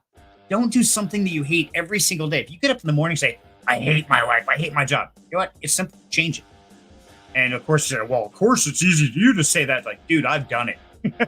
Ask my family. We have packed up in the middle and say, hey, guess what? We're moving to Oklahoma. And they're like, what? Yeah. And we did for 12 years. And it was like, guess what? Yeah, go ahead. I actually read Illusions in a very rough patch in my life. And that book actually helped me get through. I read it like 3 or 4 times in a day just because I needed it. And the message behind it is so inspirational. It could flip your life on a dime. Wow, you've convinced me. I definitely have to go read it. Well, thank you. And yeah, it's one of those where I always try to share what I've learned, whether that's in crypto, it's in life, it's in goods and bads, whether it's through recovery, whatever I've learned, I've always tried to push out because I think there's somebody out there that needs to hear that message. And I'm not a Bible thumper. In fact, I'm not even really religious. I'm spiritual, which is very different. But I think we all have the power to change our lives and control our future if we have the courage to grab a hold and go for it. I agree. 100%. Yeah. Perfect. And Aman says Bugatti. Okay, I'd love to have a Bugatti one day, but I don't ever see myself spending that kind of money for Bugattis. Like, nah. Frequency, man. We're all frequent. Exactly. Yes, the frequency in which we operate, the energy. I totally agree with you, brother. You spend more time with the car than me. Yes, this is true. When can confirm that? Yes, I did spend more time with the car than her. And so, yeah. Some was by choice, some was by requirements. And Kevin. Hey, Kevin, welcome. I absolutely agree. Quite several jobs, moved country, scary as heck. But every decision opened up so many doors and led to so many new friends and experiences. Absolutely, Kevin, it really does. And, that's one thing. And that's something that I was going to comment on earlier, Smiley, you were talking about, is we build ourselves into these boxes and we think this is our existence. But we forget there are 6 billion other people on this planet that their box is not the same as ours. So is that really our existence, or is that what we have, the prisons we've made for ourselves? Have we limited ourselves?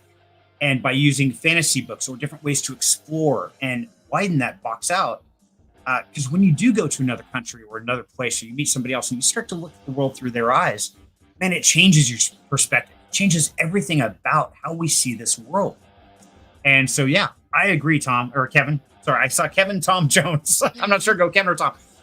Kevin, I agree, but it is the most freeing experience to just say, you know what? I quit. This is my drive now. This is my passion. This is what I'm going for. And people thought I was crazy. I worked at Nashville as an electrician, accelerated past everybody, got my journeyman card. As soon as I did that, I said, okay, now I'm going to quit. I'm going to become a full-time content creator. And here I am. And people are like, why would you do that? It's like, because I can. Because that's my passion, my heart, my drive. It's there. I'm like, well, why'd you get this then? It's like, well, because that was then. Life has changed. I have changed. So therefore, I'm going that direction. I like that. And the other reason why I want to travel more too is I don't want to live in the same place and be trapped in the same kind of culture and experiences without seeing how other people live. I know that living in California, I've lived kind of a privileged life. I've had everything I've ever needed. I've always had food to eat and a safe place to live. But I want to see and meet other people and their experiences and their cultures and just experience that and not limit my whole view on life. And, it forms my morals, it forms how I vote, it forms my whole belief system. And I don't want it based just on my limited experience where I am now. I want to meet other people and experience more so that I'm a better person. Very wise. I like that. See, you've got to be a little older in age to come to that conclusion. Even Qrow's not there yet. He's still a young one. I've been through a lot. I will admit that. I think that makes us better. I think that absolutely makes us more willing to put ourselves out there, to take those risks and to experience life, not just exist it, but experience it and live it.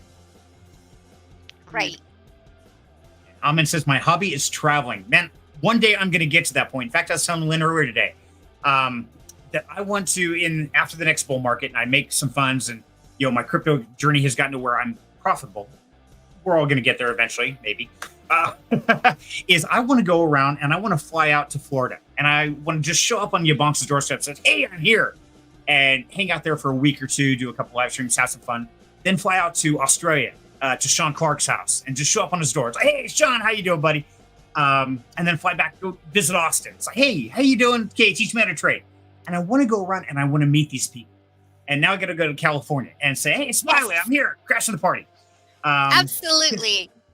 Come ride our horses. Awesome.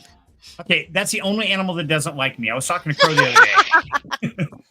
Me and horses do not get along. I don't know. Ever since I was a little kid, went to my aunt's farm here in Idaho, and she had horses and a zebra. And I was probably 7, 8, and put me on the zebra, he bucked me off. Okay, got back up, I'm crying, I'm bawling. My brother, of course, big brother, like, get on the horse, you gotta get on. I get up there, we did this like 7 times. I was beat up. But okay, it was just the zebra didn't like me, that's fine. When I was like 15, I went to England. My brother was stationed at Lakenheath Air Force Base, and so I flew out there for a summer, stayed with him, and we went horseback riding, because that's what he wanted to do. So they put me on a horse, and of course, I'm already nervous. And as soon as the lead horse started going, my horse took off at a dead gallop. And I'm grabbing the reins, I'm doing everything I can. Didn't happen. They finally had to catch me and stop the horse. It's like, okay, horses just don't like me. That's fine. We can agree to disagree. And I'm okay with that. So, but I will always give it a try. I just don't bounce like I used to. It sounded like the horse liked you more than you thought. Maybe he was trying to run away with you. Maybe that's what it is. I don't know. I can, anything with an engine, I can drive, I can fly, I can ride, whatever, not from there. But for some reason, me and horses just, I don't know, we just never quite meshed. I'm not sure what it is. Okay. But I will still give it a shot. Absolutely. You got a really mellow, calm one that I'm not terrified of. Yes. I'm not too adult to admit, yes, I am terrified to get on a horse and give it control of what happens to me. That's what's going on. So you think it's possible to step up in every country? I must have missed something on the conversation there. I think it is. I think anywhere you're at, anywhere your situation is, I think you have the capability to grow out of it, no matter how horrible it is, no matter how much poverty, unless, of course, you're held a prisoner of some type. Then, and I'm talking physical prisoner. I'm talking ball and chain kind of stuff. I'm not talking prisoner because I grew up on the streets in Bronx, New York, homeless or whatever. No, I think you can change that. I absolutely do believe you have the power. What do you guys think? I think so. I think if you have the passion and you go someplace, you definitely have the capability to go there and look at things and kind of get out of your skin and look at the world in a different view. What do you think, Smiley? I think so. I think that it's a great goal to try to visit every single country. Lynn said she wanted to put her foot in every single one. And unfortunately, not everybody has that opportunity. So if you do, take it. Go and visit every single one and try the food and meet the people. That just sounds amazing to me. Absolutely. And I know I'm going on that journey. That's, we've talked about that. That's on our bucket list of things to do is she wants to get a pile of dirt or sand from every single country in the world. Yeah, it's going to take some time, but I'm game. Let's do it. There's this old movie with Lucille Ball and Desi Arnaz called The Long, Long Trailer. And they go in this trailer and they go on these adventures. And she decides she wants to collect a rock from every single place that they visit. And she hides them in the trailer and doesn't tell her husband.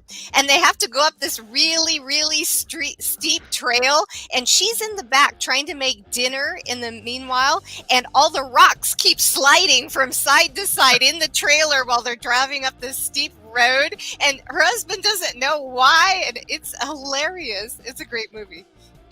That would be good. I could see that, all that weight shifting, all of a sudden the trailer starts leaning one way. Like, oh, yes. I'd be worried about getting to my destination, back home, and then, okay, this rock, I think that's from Puerto Rico. Where the heck is this one from? I don't know. I don't remember. You got to label them as you go. Organization. Yeah.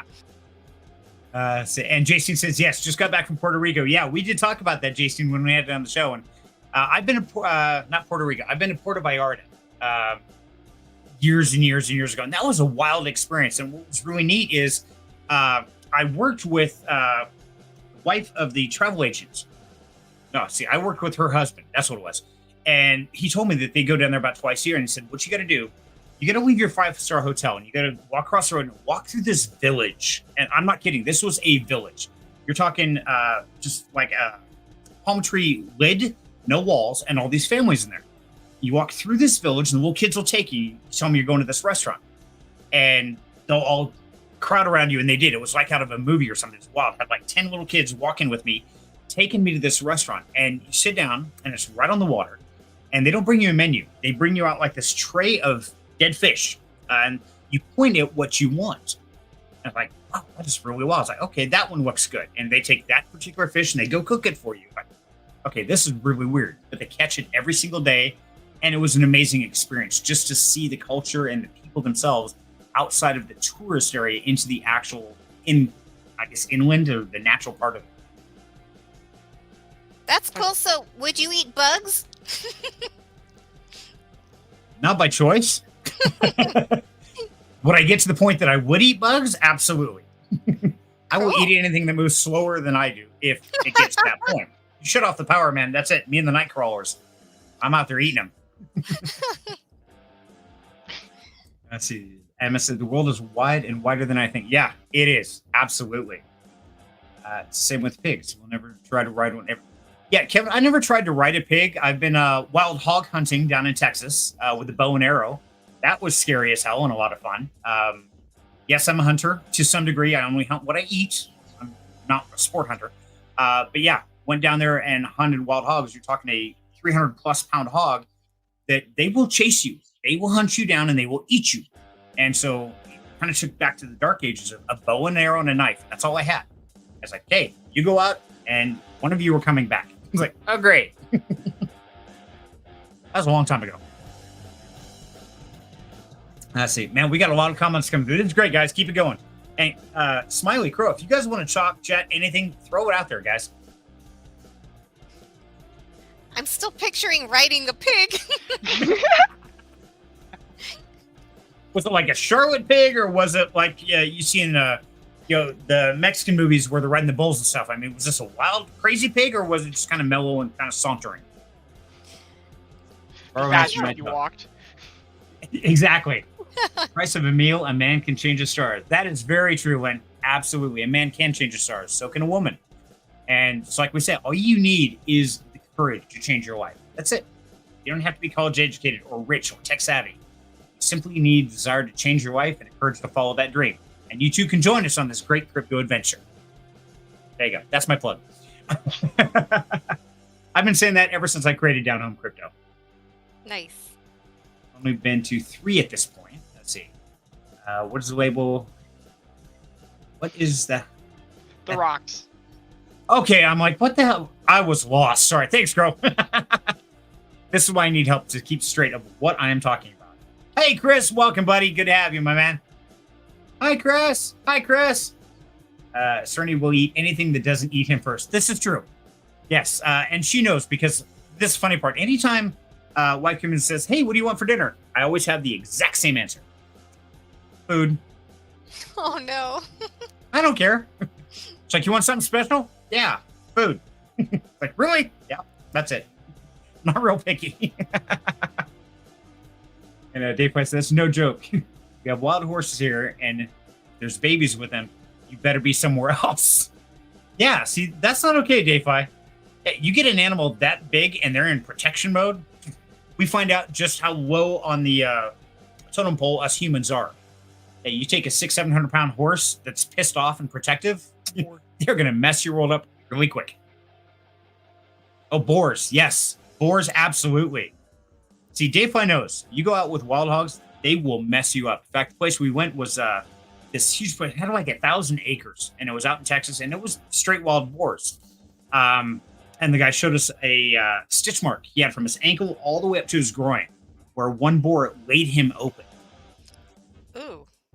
Oh, yeah. They are vicious, and they're cannibals on top of it. If you wound a boar, you have to hunt it down and kill it and take the meat, because, yes, they will eat each other. Yeah, it's crazy stuff.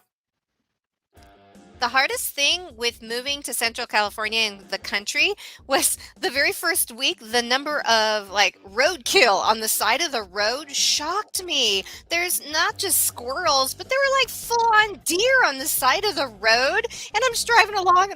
There are a lot of times where I've come around a curve and just missed a cow. It's just crazy. I can't imagine what that's like until I lived here. It is. It's and that's the thing that people don't realize. Whether if you're in the city, things like that, you know the people are stupid. We're just gonna jump out in front of things because we're dumb. You got animals; they don't know any better. The trick is that animal weighs more than your car does. Yeah, I you know. hit one of them, your car's toast. That's it. Especially the little cars like nowadays. I've been in a lot of situations going up in like McCall area in Idaho, and I've been in the back, and there's been a car in front of me, and that car hits a deer. Or I've been in situations where they hit 2 or 3.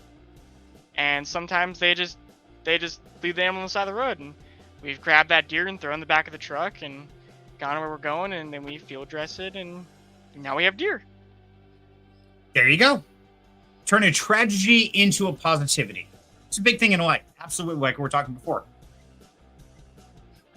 The Dave Fi says, yeah, they are really mean. They are really mean. So funny story, Dave Fi, you're going to kick at us. You guys will all like this. When I was hunting, it was me and 2 of my buddies down there. Each of us had a compound bow, 3 arrows, and a knife. That's all we were allowed. They send us out into this forest. It's like, there you go, have fun. Well, me and one buddy, we come up and over this hill, and we hear this screaming. Keep in mind, these are all construction workers I'm with, and there's one guy who was a bull rider. It's like 6'3", 240 pounds, and he was all masculine. Well, me and this other buddy come up over the hill, and we see this bull rider guy running and screaming like a little girl, ah! And a boar chasing him. And this guy goes up the tree. This boar already has 3 arrows in it. And so we go booking it down there. Total, we end up putting 9 arrows into this boar before it finally drops. But this bull rider was terrified out of his mind, screaming like a little girl. And we could barely stop laughing enough. But the simple fact was one of the 2 was going to die because the boars won't stop. Like Dave Fi's talking, they are mean. And so this dude was running full bore like a little girl screaming. And he was screaming for his life. And it was truly legit. But yeah, in the morbid comical sense of it, it was hysterical to look back and remember this big buff guy running and screaming. But at the same time, it really puts it in reality of that's what I think hunting should be. It's not setting up in a tree, shooting a deer half a mile away. Yes, you're going for the meat, and that's what I always went for. So please understand, I'm not a trophy hunter. But at the same time, I think it takes you back to that, not really archaic, but that whole concept of how small man is compared to nature. And like you're talking, whether it's roadkill on the side of the road, those animals will outnumber us. So if we lose our technology, then yeah, the animals are going to win. Absolutely. So you're saying that hunting is really not experienced until you're running, screaming for your life? Yes, that is true hunting. If it's not a fair competition between you and the prey, where you can be the prey, yeah, that's real hunting. That takes you back. That just my weird experience. I know I'm crazy. I liked in the comics, Marvel comics, you had Wolverine, and his version of hunting was his goal was to get as close to the animal as possible and touch them. See, now that's pretty cool. That's pretty amazing, especially if it's something like a crocodile or something. It's like, because yeah, you touch it's going to turn around and swallow your arm. He went out hunting and he became the hunted. It happens. So, Qrow, what's your favorite superhero? Who is it? Ooh. Probably would have to be Batman. That's mine! I adore Batman. Oh my gosh, totally my favorite. And one of the reasons why is because he doesn't have superpowers. He's a detective and he uses, his brain and his skills to track things down. Love that. So why do you love him? I just like you said, he has no superpowers. It's all coming from his head. And just the way he figures out things in the comics and the TV shows and all that stuff is just, it's different than Superman, like, who just goes in, he's like, I'm big and strong, I can fly. It's the analytic part of it. Right, exactly. There was a series that I loved. It was called Batman Beyond, And that was one of my favorite iterations of Batman. I just love that show. I think I watched it over and over again. It's kind of funny because Batman's, like I said, probably my favorite superhero out of all of them. But I don't like DC Comics. I like Marvel Comics. If you were like choose one, I would pick Marvel. Okay, cool. Interesting. How about you, Serenity? Well, actually, Serenity. Lynn just gave it away. Yes, Serenity's alter ego is Batman. Yes, it actually is. But for a different reason than both of you chose, actually, which is kind of fun. It kind of is, but it kind of isn't. Yes, it is Batman. And yes, that is my alter ego. In fact, I've got on my Qrow, the license plate cover has a bat symbol on it. It's kind of the Batmobile. But the whole concept is that out of chaos and tragedy and trauma of his life, he was able to rise up and not only make his life better, but his goal and inspiration now is to protect others and help them. So even though he is, a silver spoon billionaire, he's got plenty of money, he doesn't need to help anybody. But he will reduce himself down to going to the streets, to making the world a better place by fighting the criminals that others can't fight. That's a good reason. So you don't think he does it out of a sense of guilt? You think it's altruistic? I do. I think it's very much because he dealt with that tragedy. So he wants to make sure other people don't have to deal with that type of loss. He wants to stop that from occurring to other people in their lives. Good point. I can agree with that. So I'm curious, out of the Batman movies, guys, which one, if you had to pick one Batman movie, which one is your favorite? The most recent one, I adored it, and I loved that I loved how they portrayed Selena Kyle. She totally had more to her, as opposed to she's just evil Catwoman that flirts all the time, She had some kind of depth to her. I want to be Selena Kyle. That works. Okay, what about you, Qrow? I can't even remember which one it was. It was... Oh gosh, it's gonna piss me off. I remember there was Batman, Robin, going against Mr. Freeze, and Poison Ivy. And it's a classic. It's an old one. I can't remember the name of it. It's good. You show him with Arnold Schwarzenegger as Mr. Freeze? I think so. Okay. Yes. I forget which one that is, though. Yes. I'm gonna look it up. Interesting. Okay, yeah, you looked that up. So, Alistair actually chose my answer. Yes, The Dark Knight. The first one with oh god, I forget the actor's name. Is that Christian Bale? Yes, thank you. First one with Christian Bale. I don't like him. Really? Because he did the weird voice thing the whole movie. It was so distracting. Really? See, I thought that one was the truest form out there. In my opinion, I think it definitely showed the trauma and also the rise, but also the exhaustion, the tiredness, the real trying to the Golden Boy trying to reduce himself to being that Dark Knight fighter, where he's fighting off the negativity, even though he could just take over Wayne Industries, he's choosing not to. So yes, for me, it's the Dark Knight. Jason, the one with Joker and Heath Ledger. Yes, that's it. That's the Dark Knight. And Heath Ledger was awesome. Oh, yeah. Talented. Yes, the lengths he went to do that role was phenomenal. It was. Tragic how it turned out. But yeah, the way he took that, yes, I absolutely agree. And Kevin says, Dark Knight Rises, but like the movie Joker more than all the Batman movies. Joker was a badass movie. That is amazing. Yeah, that's just one of those mind-bending ones. Have you guys seen that one? I have not. Really? Definitely worth checking out. I forget the actor's name, but like he starved himself to get super skinny and just all the way around took it to a whole new level. So yeah, I agree, Kevin. Good one. Wow, it's almost 8 o'clock already. You guys, we've been here 2 hours. Do you guys believe it? Yeah, it's been a lot of fun. Thank you for having me. Absolutely. No, this has been an absolute blast, guys. And Smiley, I want to thank you for showing up tonight, and especially everybody who's been in the audience tonight. This has been great, but I promise I'll do a giveaway, guys. So we're going to go, we're going to distract for a minute here because I want to let you guys know about Bit Fighters. Now, this is one that I've done several videos on. Go check out my YouTube channel if you want to know more about it. but essentially it's like the old NES Street Fighter, but you're fighting with Bitcoin. So I think it has a lot of potential, and it's going to be really cool about it. This Sunday, probably at 3 p.m. Eastern. I think I'm going to do a live stream because they're supposed to launch October 1st, Sunday. So I'm hoping it'll be out. So Qrow, I expect you to be there. Oh yeah. So we can, we can mentor bit fighters. We can get in the ring and start earning Bitcoin by playing video games. That's what this is all about. Nice. Yeah, it's going to be a lot of fun. So let me pull up the giveaway tool because I want to give away a couple bit fighters. And there we go. And so we're going to go hashtag bitfighter. There we go. Start collecting. Okay, so let me share screen. Sorry. Okay.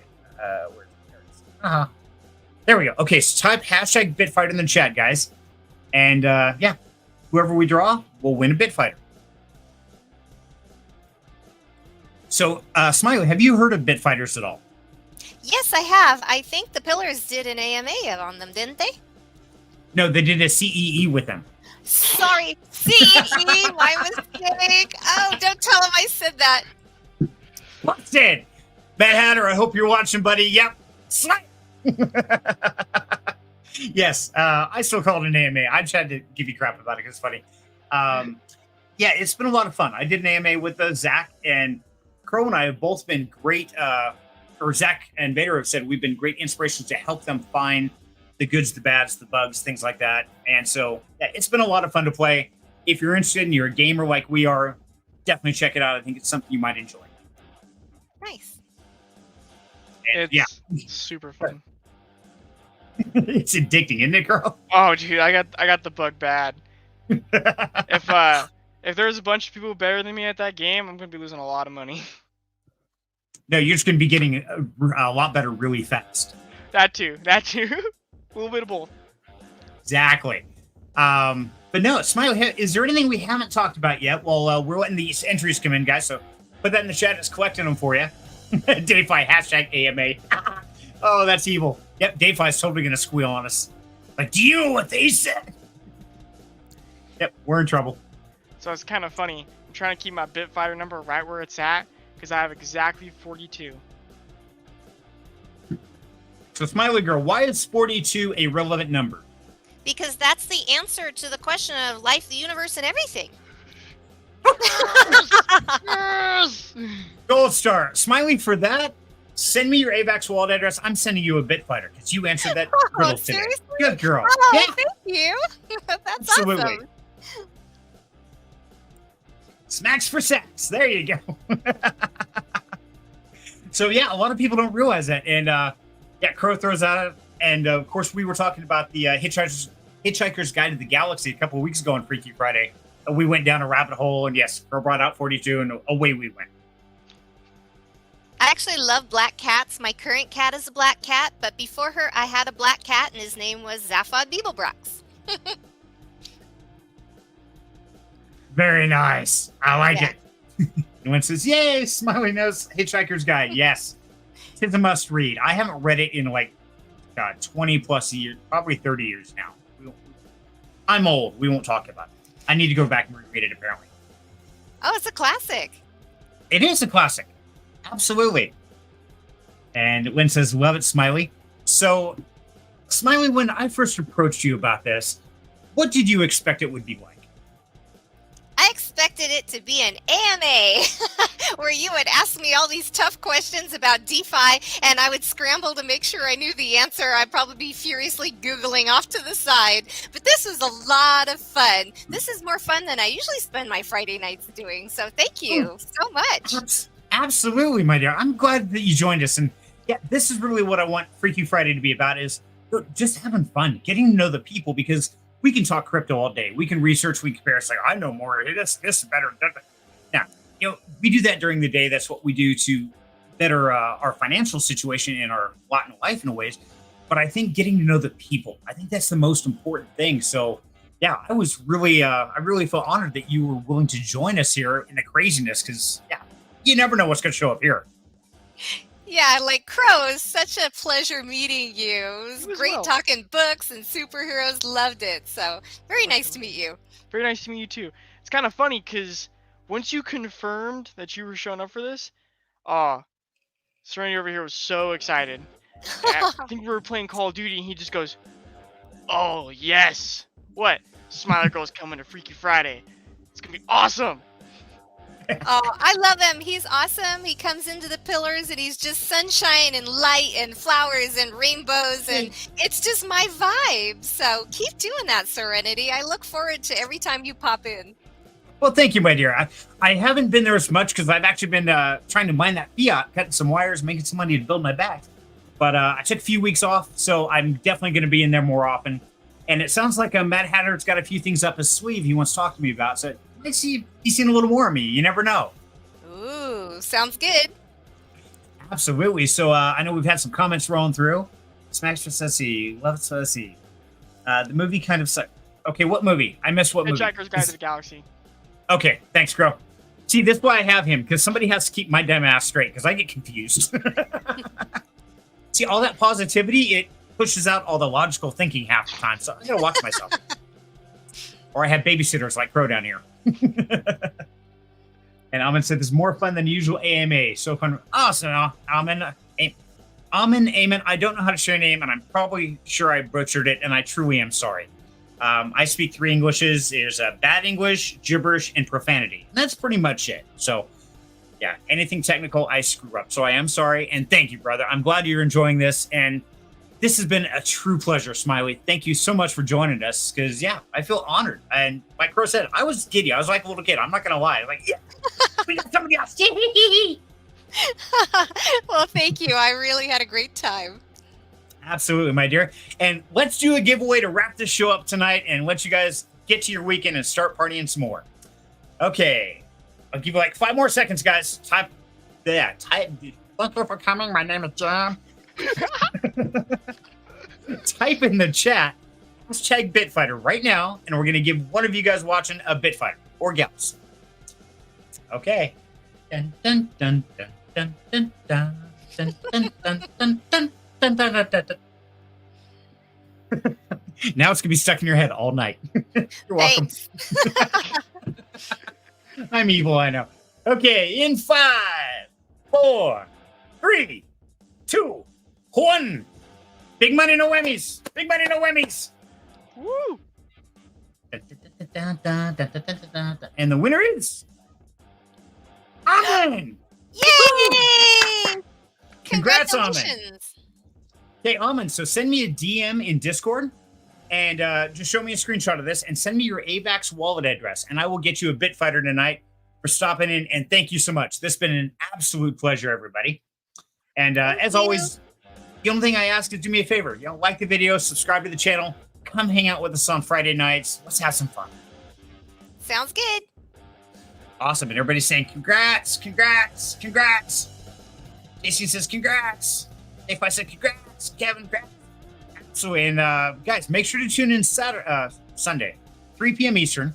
If you don't know what Bitfighter's about, we're going to dive into that. Qrow and I and Smiley, you are welcome to join us since you're going to have one, my dear. Ooh, thank you.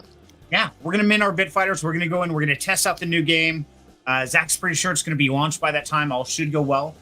But if you have any problems, jump to Discord, ask us. And if you want to ask us about DeFi, crypto, anything like that, happy to help you on anything, whether it's set up a wallet or what is my position on this project, anywhere in between.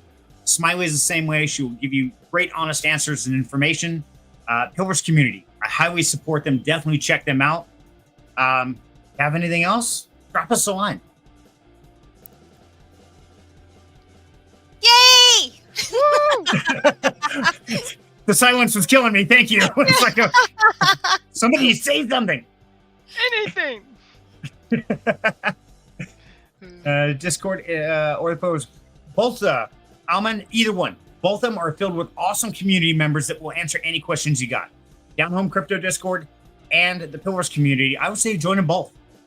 Absolutely, brother. And I will get the links. I'll put the links in the description below for the Pillars community. I know Down Home Crypto is already there, but I will make sure to post in the comments the Pillars Discord. Check them out because that is a great group of people. Smiley is one of the awesome people you're going to find over there. Thank you. And Lynn says, thank you for coming, Smiley. Need to fill the silence with a Smiley rap. There we go, Kevin. Smiley, do you have a rap? next time. I did one for the Pillars anniversary, and so it's not appropriate. You need your own wrap, so I'll have to come up with one. The Serenity Absolutely. Qrow wrap. Yeah, There you go. yeah. I we'll- like that. we'll make Okay. Hey, we plan on having that here soon. it. Okay. Okay, guys. Thank you, everybody. Have a great weekend. And above all else, man, find the silver lining. No matter how bad the day is, there's always one little piece of positivity. Find it, focus on it, because no matter how dark it is, there's always something there to be happy about. So, Smiley, I want to thank you very much for your time. Qrow brother, always a pleasure, my man. And we will do some more gaming here shortly. Thank you. Thanks, guys. Have a great weekend. Catch you later. Good night. Everyone.